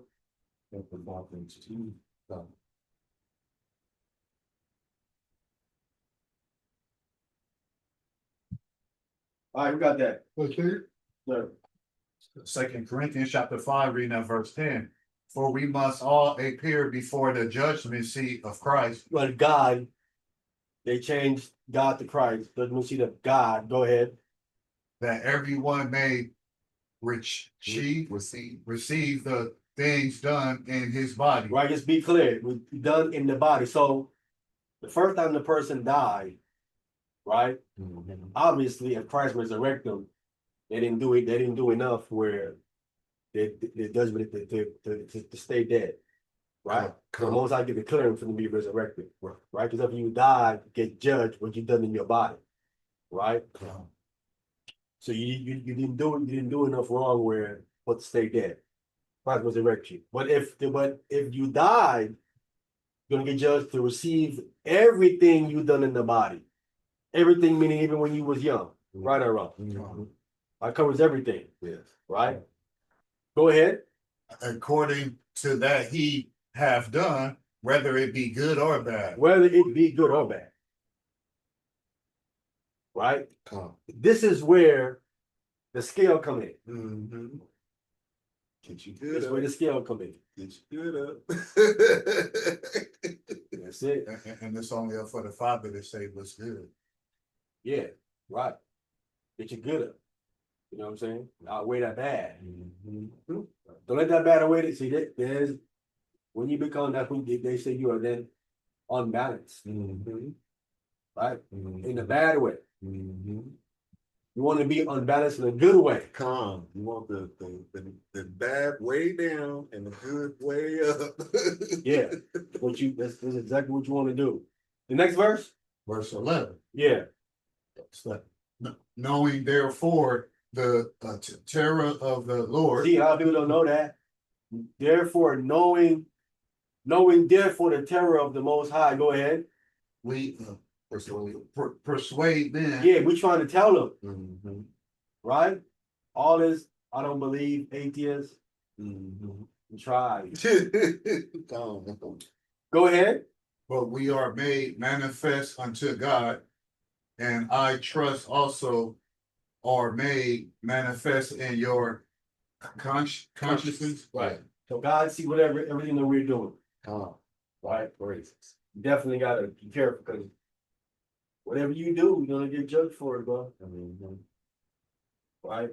So on that day when death is coming for you in any way, shape, or form, death is coming for you. Whether it's disease, whether it's someone trying to kill you, whatever the car act, whatever the case might be. On that day, you get weighted in the balance. And God decides if I'm gonna let that continue to go down, or I'm gonna go ahead and avert it. You know what I'm saying? He can avert it, he can allow it to happen. Based on how you're on that scale. This way it might be. Let's see where you go. That's not good. That's not good. Oh, okay. All right. Yeah, all right, cool. See, it isn't a hard thing for the Most High. He can just listen. My judgment is fair and adequate. You know, if anything, you hurt yourself, right? Not me, but you hurt yourself. I'm trying to help you, but if you have too much bad on you, hey, what can I? Because you know who is rooting for your death. Hush your tongue. You ain't gonna save him out here. No, you ain't gonna save him. Look at all that. Look at that scale right there. Look at that scale. He's way over there at the bottom with that dirt. So Puffy insurance. You get Puffy insurance CNA. Show some mercy. That'd be Puffy, no. Yeah, show some mercy. Who wasn't showing up? Pac. Yeah, He's in a car and should not. right. Bullets hit should not, but he survived. Hit Pac with big. Right. And it hit Suge in the head too. Huh? It hit They shot him in the head too. That's what I'm trying to say. See what I'm saying? Was a Biggie saying that song, like, if I die, I want to go to hell. But that goes back into the power of the tongue. He's calling it to him. He's calling death to him. And stuff like that. Ready to You know what die. I'm saying? But right before Pac died, he in a casino stomping somebody out. Yeah, Is he not? yeah. Yeah. And he's speaking a lot of With death. some dirt, not a dirt. Speaking a lot So of when death. they came, if he didn't do that, talking about do that in the casino, God granted some clemency where some of those bullets, it hit him, but it doesn't kill him. I think should got a few kicks in too. Should got a few kicks in. But they was telling Pop, no, come down, we got this, Pop. Yeah, but I'm He saying, rushed it. yeah, he read both of them beyond. I'm saying that little one act could have been what tilted the scale over where Wow, come. that would have been it for right now. We're not gonna divert it. It's gonna come get you. The studio You know what I'm gangster saying? rushing the real gangster. Yeah, but I'm saying it's the action that you're doing that weighs you in the balance where it's like, nah, you're not gonna survive this one. You out of here. You know Come. what I'm saying? Mhm. Because he was malicious in what he did Mhm. to do that. And he's not a gangbanger. Come. You ain't a gangbanger. It has nothing to do with you. Mhm. You're an outsider. Right? Come. Yeah, even down here outside of the death row, you Yeah. gotta do this. Doing all that. Crazy. Let's see. All right. We get Acts chapter 2. So you think Puffy got a chance? Huh? Why he's still living though, huh? I'm telling you, Puffy. some of that, a lot of that stuff they're accusing him of, Mhm. that dude isn't guilty. Cassie was still, she clear she was with it. Mhm. Yeah, he ain't forced her to do none of that stuff. She was with all that stuff. Right? The only people in the party, they willing participants. Mhm. Right? Dude was telling me, said, yeah, no, Cassie was with it. You talking about? She was making the phone calls and all. She was with it. Bringing other people. Yeah, bring other people in. Helping He out. was with it. It's You know a what I'm big saying? help. Part of the Listen, all the people that's in there, bro, they not all want to be there. Let's be clear. If you there either because you're getting paid or you want to be there. Am I right or wrong? That's right. That's right. Who was there against their will? And nobody In Puffy's party. kidnapped and brought there. Y'all there because you want to be there. If he hired you, he paying you to be there, so you there. Right? So, but now he's a villain. Right. But y'all want to be there. I was about to say, most are like, nah, y'all got this thing all wrong. Y'all all want to be there. This guy ain't the dude. No, I'm gonna push that to the side. Mhm. Not saying he's innocent, he clean, He's not he's squeaky. good, but But it ain't just him. it's not what y'all said. Yeah, it ain't what all y'all saying. She lying. She with it. You know what I'm saying? Wow. Wow.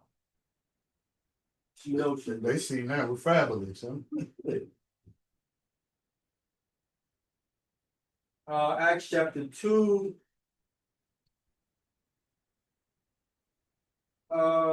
Give me verse 5. Tom. Acts chapter 2, verse 5. Yes. And there were dwelling at Jerusalem Jews, devout men out of every nation under heaven. So according to this verse right here, there were only Jews in Jerusalem at this time. And they were dwelling at Jerusalem Jews. Devout men out of every nation under heaven. So the people that came from the other nations that came to Jerusalem, they'd have been Jews too, correct? They're going to say no, because there's a word down here we're going to read that says these are not Jews. But this verse sounds like everybody that was there were Jews, even the ones that came from the other nations. Right? They were dwelling at Jerusalem Jews, right? Devout men, out of every nation under heaven. Everybody that came, whether they whatever, they were all Jews. Everybody. We're gonna read down to get some clarity. Yes, sir. Isn't Jew the converted word? Yeah, but that's what they're using in the trend. We know that it would be Israelite. Israelite. Come. Yeah. So we'll see. We're gonna go down. Come. Verse 6. Yeah. Now, when this was noise abroad, the multitude came together and were confounded, because that every man heard them speak in his own language. Every man, every single man heard him speaking in his own language. All right. This one goes again into that. This is not the upper room. The people out here still teaching upper room. I don't know what's wrong with them. It's 2025. You skip upper room understanding. They're not in the upper room. Go ahead. Verse 7. And they were all amazed and marveled, saying one to another, Behold, are not all these which speak Galileans? Because of the accent. All right. Go ahead. verse 8. And how hear we every man in our own tongue wherein we were born? Go ahead. Parthians and Medes and Elamites and the dwellers of Mesopotamia in Judea and Cappadocia in Pontus and Asia. Right, so we have Parthians, people from the Parthian Empire, people from the Medes, right? The Persian and Mede Empire. These people are all Elamites, right? And Elamites, listen, Israelites call Elamites. They're not Elamites, they're Israelites. But this verse is calling them what? Elamite. Elamites. Wow. Look, Elam. that's why I'm trying to tell them you have Israelites going under the identity of the other nations. Wow. You can read it. No, it says, no, these are Israelites, but they call themselves Elamites. Right here in the text. And dwellers of Mesopotamia, right? That's where Abraham originally came from. In Judea, where they are, in Cappadocia, Pontus, Asia, right? Go ahead. Verse 10. Phrygia, Phrygia and Pamphylia uh-huh. in Egypt And and y'all listen, we have Israelites in Egypt, which right? Which we Wow. are told not to go back down there. don't go. And they down there, No. rebellious. When they're coming up for Pentecost. Huh. Go ahead. And in the parts of Libya about Cyrene and strangers of Rome, Jews and proselytes. Right. Strangers of Rome, meaning they're not originally from Rome. Right? Israelites and proselytes. Go ahead. Verse 11. Cretes and Arabians. People from Crete. And it says right here what? Arabians. Who? Arabians. Arabians. Israelites calling themselves what? Arabians. Arabian. Wow. See that? Wow. So when you do the history research, when you see people calling themselves these things, then it said that they are Arabs. It could be Israelites was calling themselves Arabs. Wow. Arabians. Right? Go ahead. We do hear them speak in our tongues the wonderful works of the Most High. We hear them speaking. So they were speaking Arabic, were they not? Come They heard Arabic. They heard Crete's language, right? They even heard Egyptian, Metanetta. How crazy is that? Heard all these different things. So, Elamite language. explain to the people what metaneta means. Oh, Metanetta means the language of the gods. That's what it means, right? Because we know that's the land because of the hieroglyphs. They know man come up with that, right? You know there's about 900 glyphs. Wow, I did not know that. Yeah, I know they don't know what most of them mean. they don't want most of them. There's about nine. I counted the thing said it was like 900 or 930 of them. It ain't just like one symbol, right? Just 930 one symbol. Right. You have mix and match symbols. Yeah, you gotta put them Right? together. The mix and match becomes a symbol or a word. You know what I'm saying? So all together, all the different mix and matches and single digit comes up to about 900 of them. And there ain't nowhere near deciphering the 900 of them. Let's just be clear. Ain't nowhere near that. Yes, sir. What is that dude that name was Sinetta? He claimed he know that that's it. He don't know no better than that. He don't know no better than that. None. But he kind of do claim to be one of the original teachers from. He don't teach Metanetta either.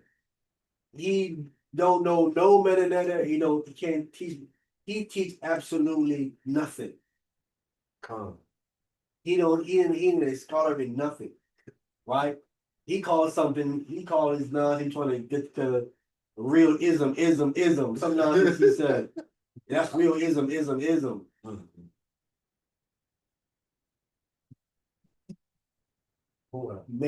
Just made something up. That is nothing. You would think after all these years you could go learn something for real. That's why it's just about money. He ain't about really learning something and teaching something. Didn't know he nothing. claim to be one of Dr. York's students or something like that? No. He's from the dark skinned brother of Islam. That's the dark skinned brother that died. I'm forgetting his name. He comes from under Farrakhan, Oh, the dark skinned brother. yeah. Ferrara, no. No. That's before. Yeah. This guy learned from Farrakhan. It's the dark. I know. I'm not forgetting who. He learned from him. It's gonna come back to me. He's gonna come back. He's gonna come back to us later. Yeah, we can come back to it. But in verse 10, it says the last part says Jews and proselytes. We know that's Israelites Come. and proselytes, which they're saying a proselyte is a convert, right? So you had converts there who these are not Israelites. These are people who has been converted. And they swear up and down that these people cannot be Israelites unless I can show a verse in the Bible where it clearly says Israelites are converts. Israelites are converts. No, I'm talking about clearly says it. Okay. I don't have to try to interpolate it and do that. Nothing Right. with it. Is there such a verse that clearly says Israelites are converts? This is what we looking for. And of course, there is. There is actually such a verse in the text. Can we get it in the book of Isaiah? We need to get book Isaiah. And hold up to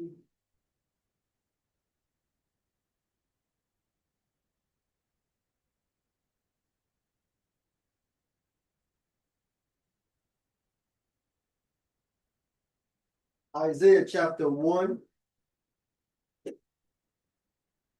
verse 27.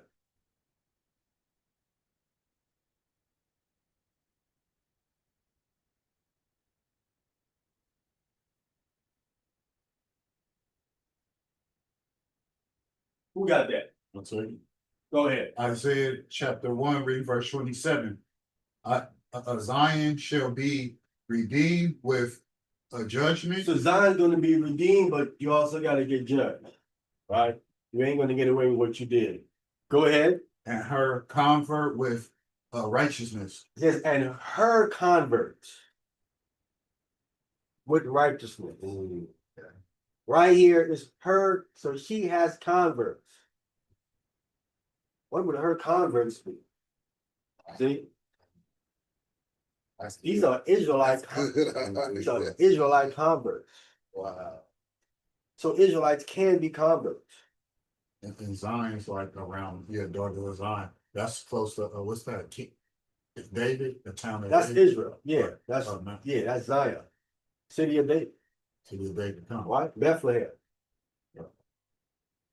So this verse clearly says it. I didn't have to do anything to it. Mhm. Tells you who these converts are clearly. And this is a future prophecy of Zion shall be redeemed. This was being done in the first century under the Messiah. He is the one that ushers in the redemption. He's the one that ushers it in. And we see converts there. We got proselytes there, but those are Israelites. Well, I read verse 5. Verse 5 clearly says there were none but Israelites there from all these other countries. We have the word converts, proselytes there, proselytos. So we clear. Well, that's what Paul or Saul would be. Yeah, so I'm saying even before Paul went out, even before he was converted, because he's a convert too. Paul's a convert. We had converts that was came, right? Again, these people that was converts that was coming, we know that these people, right? If they're coming up to keep Pentecost, they're converted then to oral Torah. This is how they're convert. And they gotta be a second conversion that happened to them bring them back to bring them to the Messiah, or yeah, bring them to the Messiah. Right? So we have that. We have the concept. Second. You read the comment? You say there's a what? I think that was Austin, Austin. It was, yeah, that's it. You said it'd be right there. and no other comments. No. There is I don't see any other. Matter of fact, hold on, let me stop sharing right there. Just wanna check, the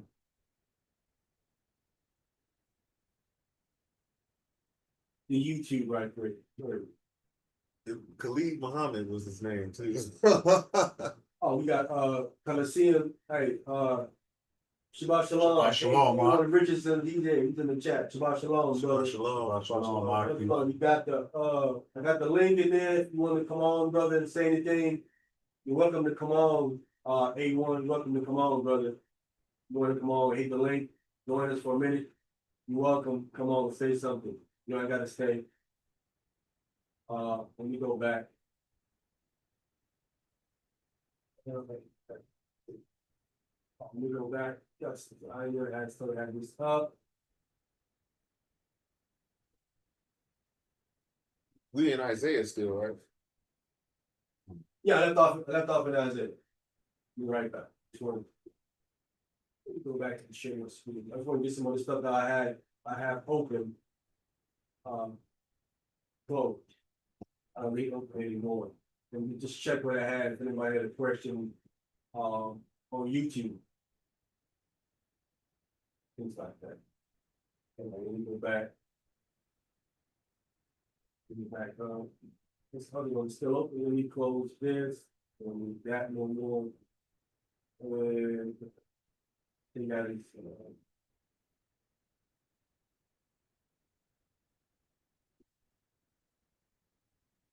That is everything. Hold on. I didn't mean to get on. I just want to say, while I have the brother on, man, I've been meaning to get on. We had a conference call this morning. For some reason, won't let me on. We're trying to get some freedom debates going because we're gonna be trying to get on for October. So we're already in September. We gotta try to get these prelims hooked up for this month. You know what I'm saying? So, oh yeah, people, while I have you guys here, my interview was scheduled for yesterday at 5. I had to cancel it. You guys know I had to go. I had to go to the funeral of my brother yesterday. One of my guys in the world. So we rescheduled it for Tuesday. So I'm gonna re-email it out to everybody again. It's Tuesday, and I think it's 6 p.m. He has it for 6 p.m. our time. Right? So once I get the link from him again, I'm gonna re-email it out. This coming Tuesday? This Tuesday, yeah. This coming Tuesday. I'm gonna reset it out. Back again. But I need to get on there so we can get my pre-debate schedule. Right? So we can test the waters and see what's what. Okay. See who is who. Okay. And who's talking smack. And I mean, who can really debate? So I got JJ calling me out already. Like he's gonna dog walk me. God. And we're all up here waiting for that. And I know I am. That will be a first. God. That's what happened now. We can get into the Apocrypha right quick. Come. Ecclesiasticus, chapter 6, verse 18. Going back to where we was, we left off on the youth thing. We're back. Apocrypha. Call it again. Ecclesiasticus chapter 6, verse 18.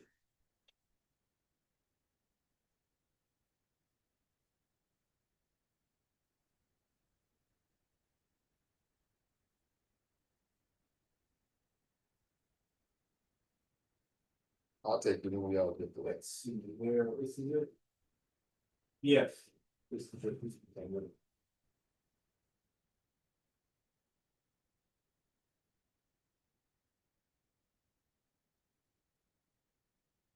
Mhm. Got that? Come. Ecclesiasticus chapter 6, starting at verse 18. Uh-huh. My son, gather instruction from thy youth up. See that? We gotta gather it. Let me put this down right quick. Stick this in the way. To get instruction from your youth up, right? That would avoid all that stuff that we were talking about, all that clowning and all that nonsense that was going on. You got instructions from you young, and then you will learn. Now I can't be doing that. Go ahead, So shalt thou find wisdom till thine old age. and you're gonna find wisdom until you're old. So this is how you kind of circumvent all that jesting and all that clowning that you were doing. Mhm. But again, we need these things, and this is again why it's so important in you have a father figure, someone teaching you when you're young. Mhm. You avoid a lot of stuff because he have you in a different path. Maybe dealing with instructions and trying to gather wisdom and all of these different things. You know what I'm saying? Mhm. And I want to touch on that verse too that the brother brought up with the bear. But I want to be clear so we can understand Okay. that don't get it twisted. That we're talking about killing some 8-year-old or 7-year-old Right. or something like that. That is not what actually took place. You gotta defend the word of the Most High. Hey, Salaki, you should just play that video that IUIC did with the cartoon. That's the same story, right? Yes, sir. Yeah. Yep. That is correct. Yep. Chapter 17, verse 6, Ecclesiasticus, Apocrypha. Chapter 17, I have it here, verse,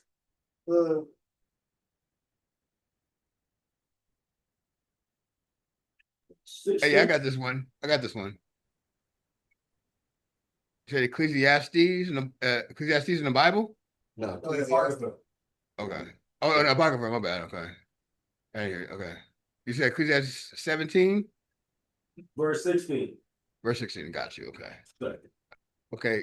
Ecclesiasticus or Sirach in Apocrypha, chapter 17, verse again, 18, you said? 16. 16. Okay, my bad. And it reads, every man from his youth is given to evil. Right? Isn't it what we're testifying? Wow. Yep. That's what he was saying. Right? Good kid. No. No. You're meaning you're exposed to evil. Oh, okay. This is what he was saying. It doesn't say you are evil. Oh, okay. Well, there are some people who are, but you are exposed to evil, Okay. right? Yes. Given to do the wrong thing. Come And Right. because of the wrong guidance, you do go do the wrong on. thing. You know what I'm saying? From your youth, you are open up or exposed to evil things, Come. right? Go ahead. Neither could they make to themselves fleshly hearts for stoning. See that? Neither could they make to themselves fleshly heart for stone. Right. You know what I'm saying? Because you've exposed to this evil, and you don't have the offset, right? What you end up having is a what? Stony heart, Come. right? So a hard heart. A stony, right? That's where what comes in with that. Hard head. That's where it comes in the whip, So the belt, the belt. right? It says spirit of rod and spoil a child. Come. Spirit of last. Because when you go to the stony heart, that means you stubborn, Come. right? Right. You ain't listening.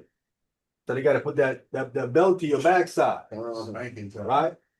He says, neither could they make to themselves fleshly heart.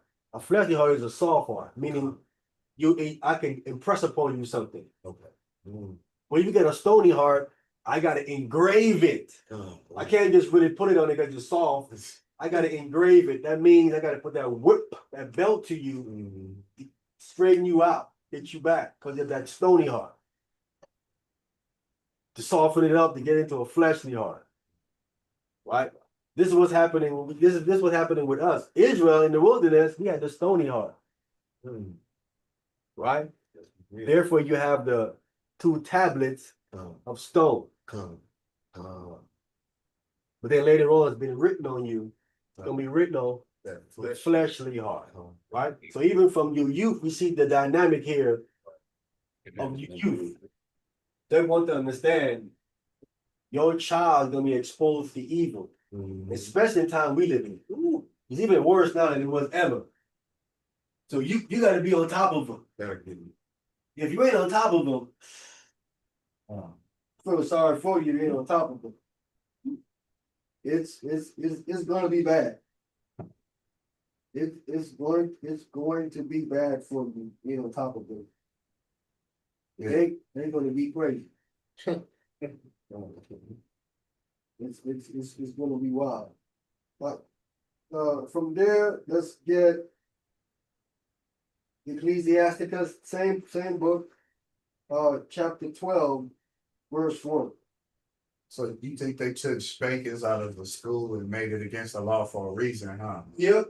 You want to corrupt the Yeah, but but you gotta know, like, because actually, I was like at the elementary school. I was in like I had a principal that did that to me. But sometimes, but the problem is that you could probably get blamed for the wrong thing, and they get it that done too as well. It could be done unjustly and whatever. You know what I'm saying? Like, and the parents aren't there. That's like what the problem issue is with that. The issue with what? What you saying? What, say it again? Because what if let's say you get blamed for let's say you get blamed for something, whatever, right? And you didn't do it, but you still get a whooping for something you didn't do, even though your parents aren't there to witness it. Because I had a father that actually just would just believe everything that they would say. You know what I'm saying? So that's that is like an issue that comes with that stuff. Because I remember it happened one year, and then he was fired after that year. Oh yeah, I got you. I got you. Yeah, but see, but such things works in your favor later on. Cause he did get fired. Such things work in your favor later on. You know what I'm saying? Mm. It looks bad right then and there. You didn't do it, but you got whipped for something you didn't do. And that's where it comes in the great equalizer. Mhm. The Most High. Come. He gonna come in and equalize it up. You say, got you. Come. Got you. I like the big T. I'm gonna put you into the call. I'm gonna put you in the call. Right? I'm gonna put you into one people I'm gonna call. Mhm. You got opportunity to get up out of here and return to life. Right? Because everybody's not called. Mhm. You're fortunate for the Most High to say, I'm gonna put you in the call. Mhm. He could have left you out there in the world. Mhm.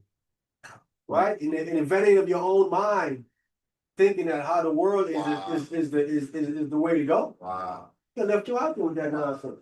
You know what I'm saying? Yeah. You can't tell them brothers out there and sisters nothing. The way they living, they think that's how it's supposed to go. Right. Wow. They ain't trying to hear what you saying at all.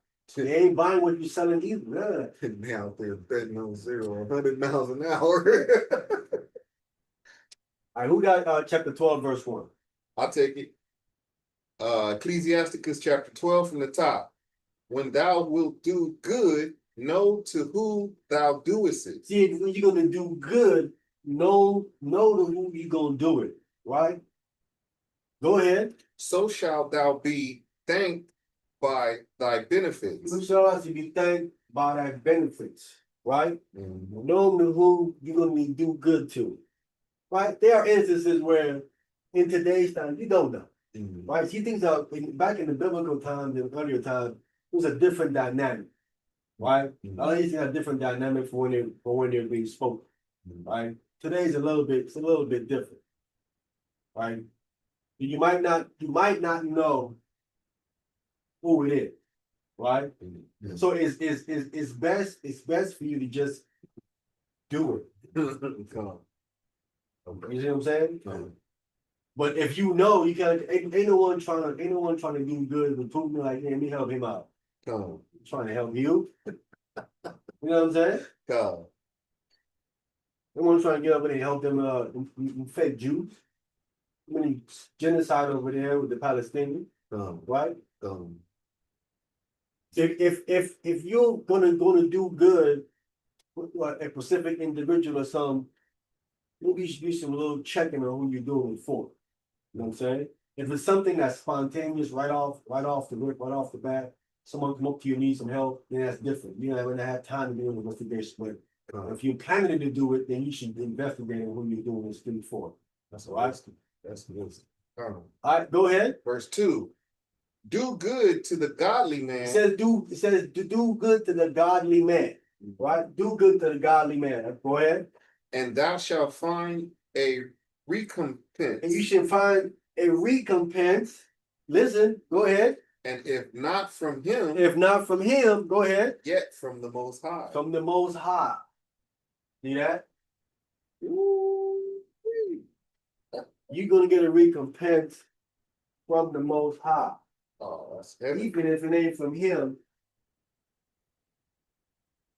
You ain't got to worry. Listen, the good that you're doing is not being forgotten. These are the things that when it comes down to your life and death situation, these things right here are brought up, and these things sway in the balance in your favor. These sway in the balance in your favor. This is a good person, man. You're doing good, right? This is how I view it, right? Here's how you have to look at it, right?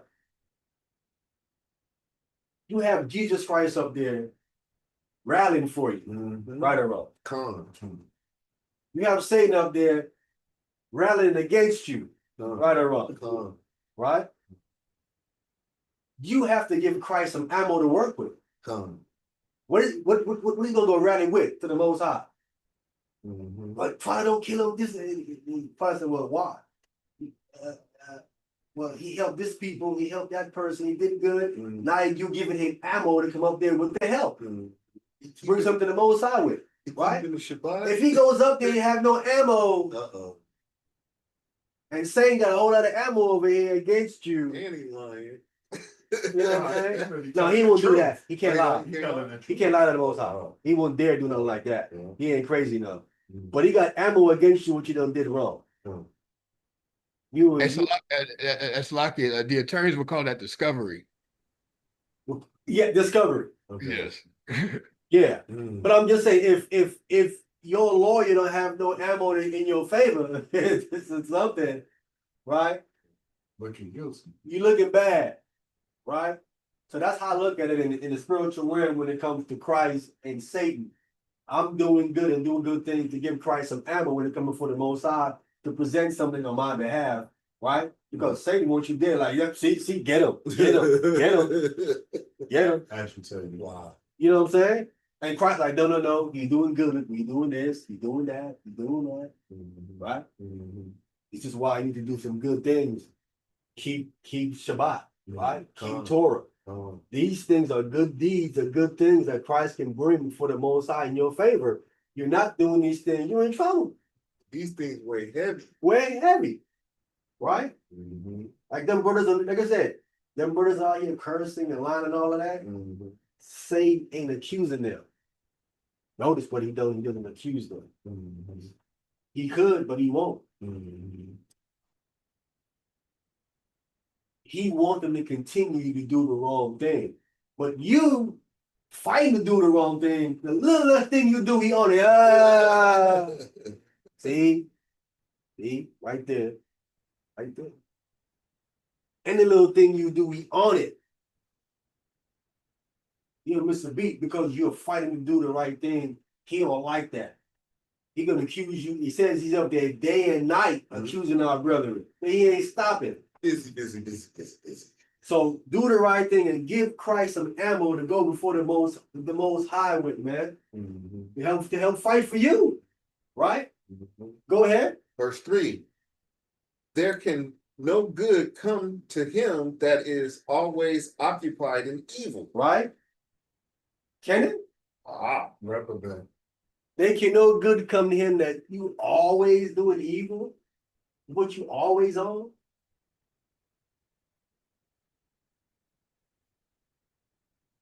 Nor Can no good come to him that's always occupied in evil. You might think some good came to you, but you're gonna find out that it isn't. Some backfire. All of it is. Listen, there are people out there who are constantly occupied and doing the wrong thing. Doing good, like, what? Nah. None of that. None of that. What's a practice sport? Yeah, they love it. They love what they do. They love doing the evil thing. Go ahead. To him that giveth no alms. Yeah, and they give no harm.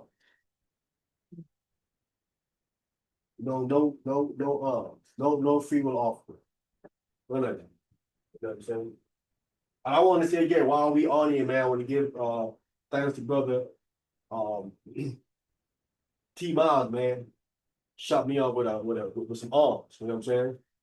I'll pray to the most high to the top for the brother for that. Shot me up with some arms. Okay. Verse 4. Verse 4. Give to the godly man and help not the sinner. But this is the verse right here that I had a problem with the brothers I came up with. When I was coming up with them, I had an issue with them with this verse right here. And this is the verse that was pushing me. They were saying, man, we ain't helping no sinner. Like, we all sin. You talking about? Come You know what on, I'm saying? Yeah, you ain't a sinner. You know what I'm saying? come on. Well, you a saint, huh? Yeah, so you a saint now, right? So brother, I said I disagree with that. I'm gonna help the godly man. He said I'm gonna help the sinner because I'm a sinner. Now I need help and I want help. You know what I'm saying? Just recognizing the condition I'm in, Come right? on. Because if my stance is I'm not helping the sinner, then I mean no one should help me. Right or wrong. Yeah, that's true. So as you have done, it be done unto you too. That's what it says. If that's your stance, that's how you're gonna be judged, right? Come on. This what the Messiah said, right? Let's get that right quick in St. John. Wow, that's deep, because I help the sinners. I don't want to be helped too. Wow. Yeah, you want to be helped, man. Matthew chapter 7.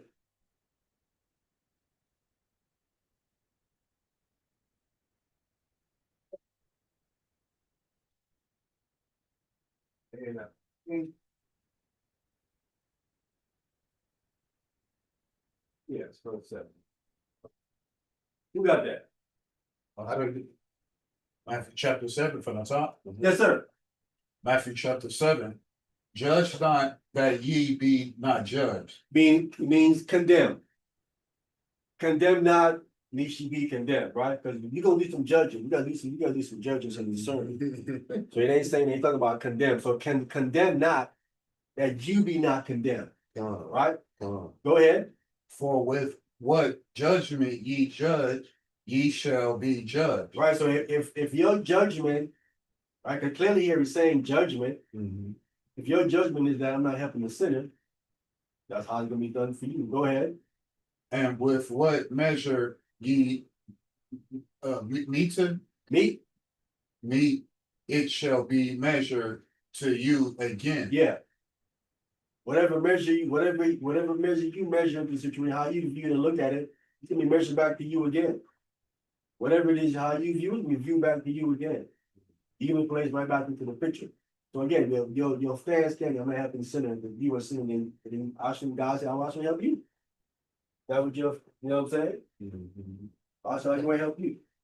So that's why I had a problem with them brothers, and when I came to Christ, now I brought Christ up, and I said, Christ up, sinner. Y'all got quiet.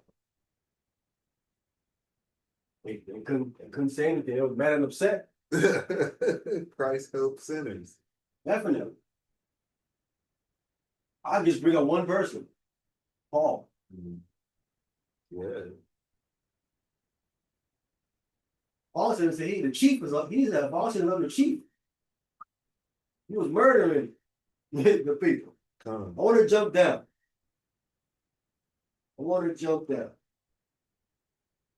Verse 7. Here we go. Verse 7.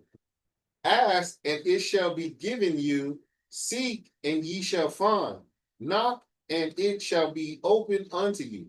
See, this is another one of those verses where they're not giving you the full understanding of this verse. This is one of the things that they give you a lack of understanding, right? This isn't just acts, and they shall be given to you. Is that true? La. No. How you know it ain't true? You have to do something to gain what you ask for. Do what? You have to keep the Most High statute, laws, and commandments. Even before that, And then do good. Oh, believe in Christ. along with not for all of that, but I'm saying You have to give as a person, man. there's a word in front of that word ask. Oh, fast and pray. One word in front of that word ask.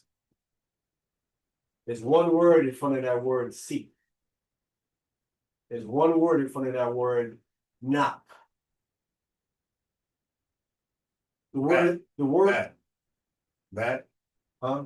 that, That? No, not that. everyone that. In front of the word. There's a word that goes in front of ask, in front of seek, Right. and in front of knock. One word that goes in front of those. The word that goes is what? You? No, not you.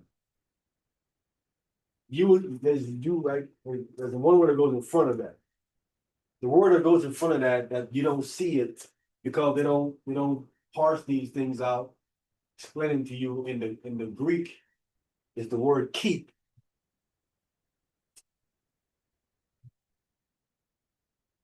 Keep asking, and it shall be given to you. Keep seeking, and ye shall find.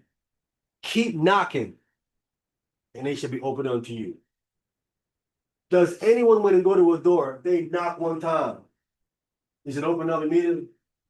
Do they not keep knocking No. until they come to the door? Okay. You ask one time, get a no answer. Ask If you keep asking, what happens? it in. They get upset. Oh my goodness. Okay, my goodness, man. You own it. What is it showing you? Showed you really want it. Be persistent. Keep asking. Right? People say, man, I asked for that before. I asked the Most High for that. I didn't get it.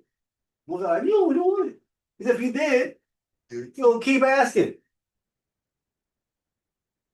This is what the Greek is telling us. Christ is saying, listen, keep asking. Don't let up. Keep asking. Right? Are we not still praying? We are told to keep praying. Pray without ceasing. Pray without ceasing. This is what this verse is telling us to do. Keep at it. Don't stop. It didn't tell you to ask one time and give up. Seek one time and stop. Knock one time and you've done. That's not what it's telling you to do. It's telling you to keep doing it. Keep doing it. That's what we got to be at. That's why we're doing it every Shabbat. We keep doing it. We keep doing it. We on it. Satan hates that. All right, verse 8. Verse 8. For everyone that asketh, For everyone that keep asking, receiveth, right? and he that seeketh, He that keep seeking, findeth, right? and to him that knocketh, it shall be open. Him that keep knocking is going to be open. You waiting for the knock one time and going to be just not how it works. If you don't believe me, try it. Knock one time and see if it's going to be open to you. Even they ring the doorbell a few times. And You got to keep at it, man. These two verses are letting us keep at it. Got to be persistent, man. It might take might take years, man. Right? Yeah, this one you saying, man, it took 10 years, 15 years to get here, man. But we never gave up. We kept at it. We kept at it, kept at it. This is what we're being told to do by the Messiah, right? Keep doing, that's why I tell y'all, keep doing what y'all doing, man. Don't stop. Right? Hebrews chapter, let me get the right verse here.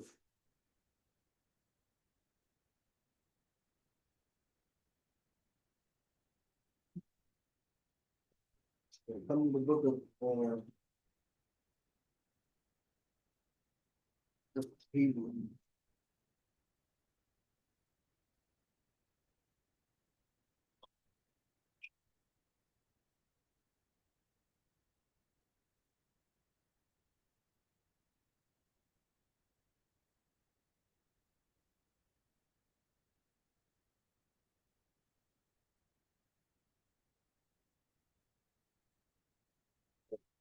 One second, we got it. No, that's not.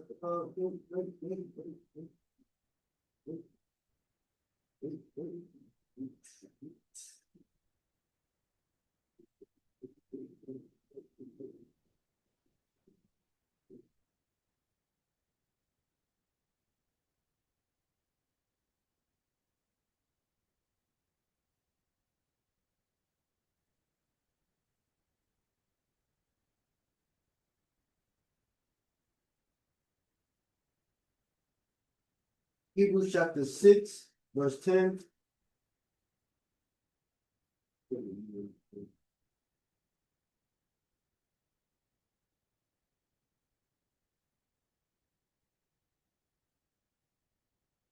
Hebrews the 6th chapter and the 10th verse. Hebrews chapter 6, verse 10. For God is not unrighteous to forget your work and labor of love. See, God ain't gonna forget. Right? God is not unrighteous. He's gonna forget your work and your labor of love. See what you're doing, right? Go ahead. Which ye have shewed towards his name. Show it towards who? His name. His name.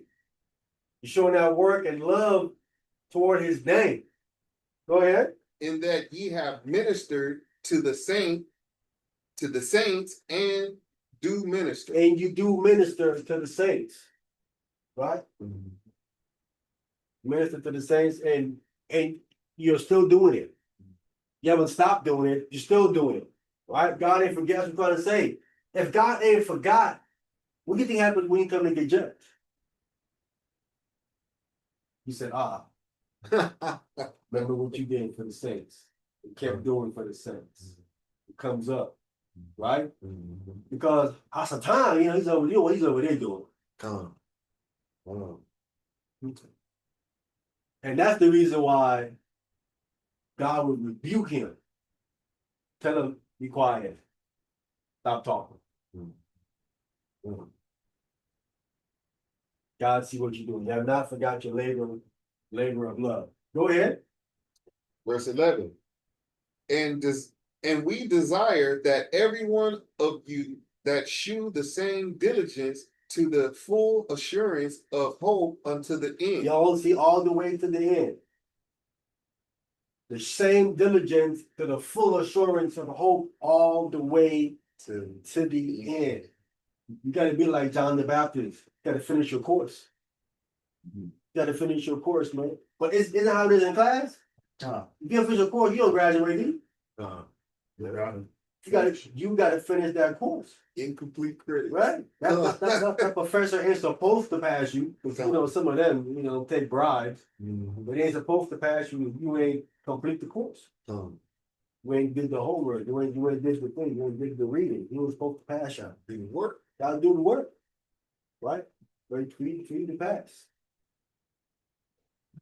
There's a whole bunch of cutting corners. Whole bunch of cutting corners going on today, man. Right? We know this so-called white people, that's how they is for them. But that's fine. It's their kingdom, their rulership. Right? They're gonna get away with a lot until it fills all the way up. And it's time to come take them down. Right? They all hurting themselves. Go ahead. Verse 12. That ye be not slothful, but followers of them who through faith and patience inherit the promise. See that? We gotta be followers of them who through faith. And patience. See that? This is a huge word right here. This is a huge right here because this is the long haul. We in the long haul, right? We're not in the, what do you call it in the Olympics? We're not in the sprint, the dash.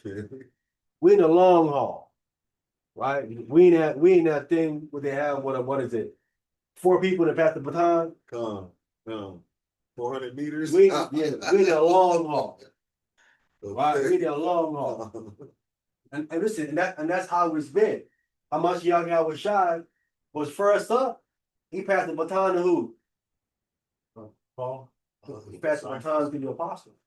He passed the baton to the apostle. The apostles then passed it on to their disciples, right? Into the Israelite church fathers. And listen, and every generation kept passing the baton down. They kept passing the baton down. You know what I'm saying? And in one way, shape, or form, they kept passing the baton. If they didn't, it wouldn't be it. They kept passing the baton down.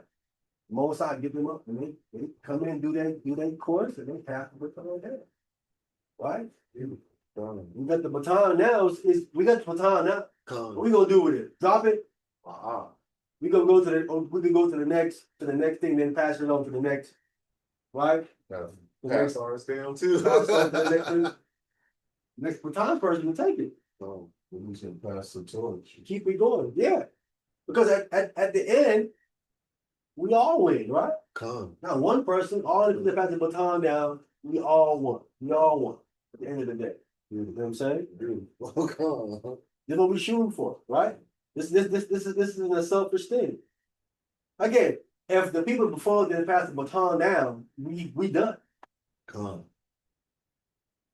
Right? So I'm grateful for the baton to be passed to me, and I respect it, right? Taking full advantage of it. Pass it on to the next person. Hey man, go ahead and take it. I'm gonna do whatever I can, you know what I'm saying, to help you in your thing, you pass it on to the next person and continue. You know what I'm saying? They gave me a start. Now I took it from there. Right? It wasn't a lot, but it was enough. Right? It wasn't a lot. It was enough. It was enough. You know what I'm saying? Beautiful. They dropped certain things on me, and it was enough. No. Certain little things you remember, man. I always remember when the teacher told me, he said, man, if you're the last person standing, man, you stand for this truth, man. If it's just you, by yourself, you continue to go. He said, this truth can never stop. He said, this brother, it can never stop. I don't care. It can never stop if it's just you. He said, man, sometimes you have came down to the last female, he said. Can't stop. It's gotta keep going. He said, this thing can never stop. I'm telling you, that's the stuff that stuck with me. Remember from what he said.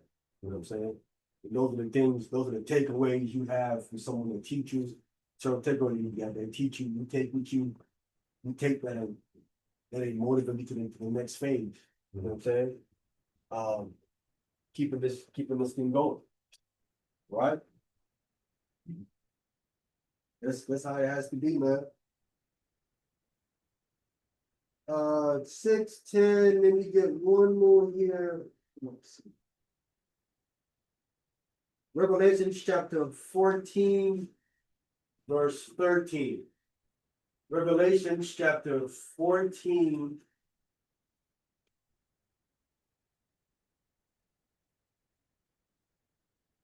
Verse 13. Yeah, I got this one.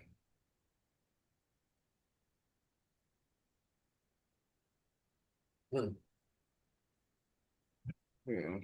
All right, go ahead. I read from the book of Revelation, chapter 13, verse 14. Is that correct? Yes, sir. Okay, and it reads, and deceiveth them that dwell on the earth by the means of those miracles. Oh, that's not it. Verse chapter 14, verse 13. Okay, chapter 14, verse 13. Yeah, Okay. the back is I think. All right, no problem. All right, read Revelation chapter 14, verse 13. And it reads, and I've heard a voice from heaven saying unto me, write, blessed are the dead which die in the Lord from henceforth. Yea, saith the Spirit that they may rest from their labors, and their works do follow them. Here it is. Right? So you all this work and stuff that you're doing, it ain't for nothing. Mhm. He says to write, blessed are the dead which die in the Lord. And he says, from where? Henceforth. Henceforth. From Christ's time. It's almost 2,000 years.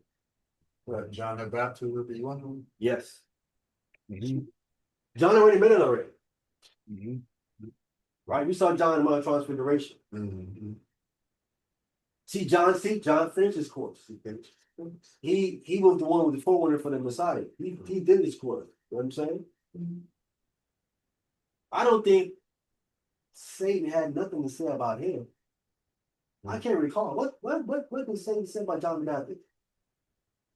I don't remember he didn't visit him, nothing. He stepped to him. I think he got nothing to say bad about John the Baptist. Nothing. I know when John died, he was probably absent. He's like, oh, he ain't coming for this one. Gotcha. Ain't no reason to show up to Ain't no show up to that. Old faithful. He showed up at that one. You ain't going, man. Go and say what? They even went for Moses, Huh? He even tried to go for Moses. Oh, he went for Moses. Moses did something. Mhm. Like I said, the little left thing you do because Moses, and he went and go ahead and he hit the rocks and spoke to it. He on him about that. He on him about it. So listen, you're already written down as being blessed already. You die in the Lord. You know what I'm saying? When the books are open, it ain't too much they're looking for. They open the books and won't they see blessed? Oh, you go here, over here, sir. There's your spot. Right? Mhm. Over here, sister, you good? You Mhm. gotta be the books already open, so you blessed. They know what the rest of it mean already. Mhm. Got that in there. So people are already been written down already in the books already as being you good already. Mhm. Mhm. I ain't gotta go through your record, right? No, it's right at the top. Right, right. Boom. Bless. Boom. Right? Bless.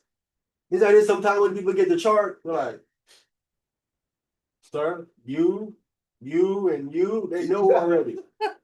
Right? Yeah. The chart already told them what's going on with you already. You over there. Boom. You done. You know what I'm saying? They made the football team. Right? That they may rest from their labor. Wow, this is a lot of work, bro. Mhm. This is a lot of work. Right? And their works do follow them. Right? This is going back to my brother that I had to go to the funeral yesterday, man. It's like the more you go and you can talk to the family and you know and different people, you get more information. So I'm finally understanding what happened. You know what I'm saying? And he gave up. And I understand him um giving up point because it wasn't making sense, but now I understand. Like if you had that kind of condition and the condition gets worsened, if you had a condition and the condition just get worse, you don't get no better, right? To the point where you're sleeping most of the week, you're sleeping 2-3 days, right? You can't even spend time with your children, with your family members. Every minute you just be tired, right? You take 10 steps, you tired again. You know what I'm saying? They were telling me how he said, man, I walk right there. I'm like, I'm really exhausted. I'm like, what? He said, yeah, we just walk right there and really exhausted. Right? He would go over one of our friend's house. He would go over there and go sleep. He said it. So, right, they got chemo and he said you get to a point where that pain, that fight where you're fighting, but you're not getting no ground. Mhm. See what I'm saying? You fight, but you're not getting no ground. I mean, you give it your best punch, shot, fight, getting no ground. That's where you give up. That's where you give up. And that's how I understood it. Cause who wouldn't? Right? If you find something and it ain't budging and you ain't winning, what you gonna do at some point?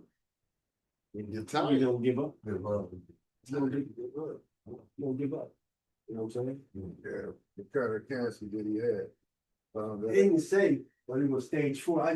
I didn't understand why, but now I do. You know what I'm saying? Yeah.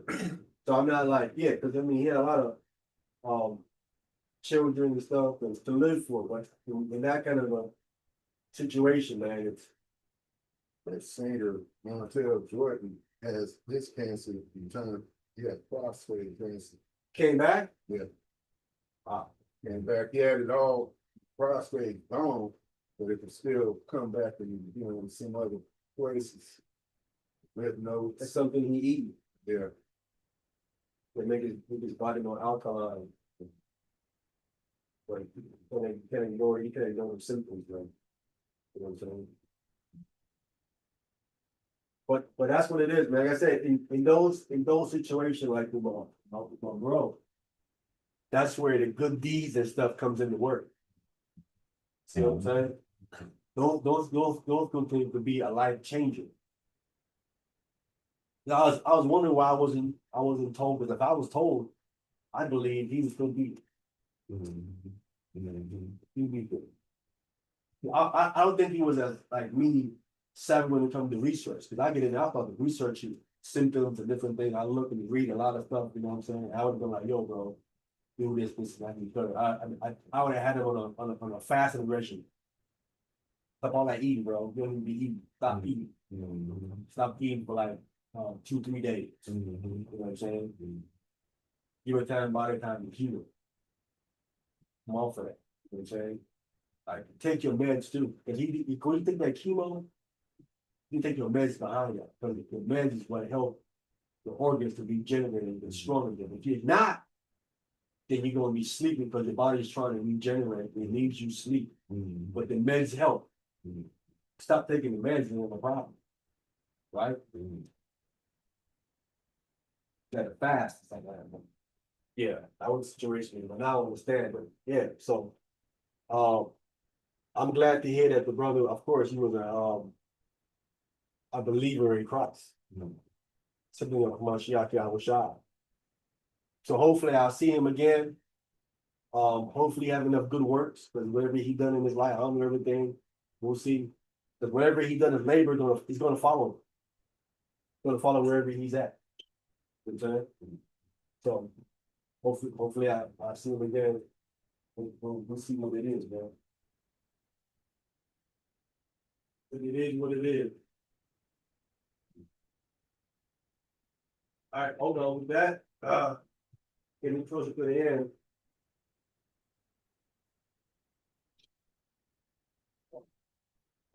One second. Who's left? Just me and Southern Smith.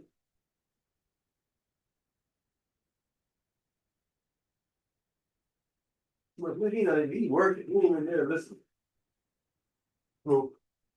Southern Smith. You're working. We just gonna end it right there, man. Anybody's not. There's nobody else end it right there. Hold on. Let me shut down the live.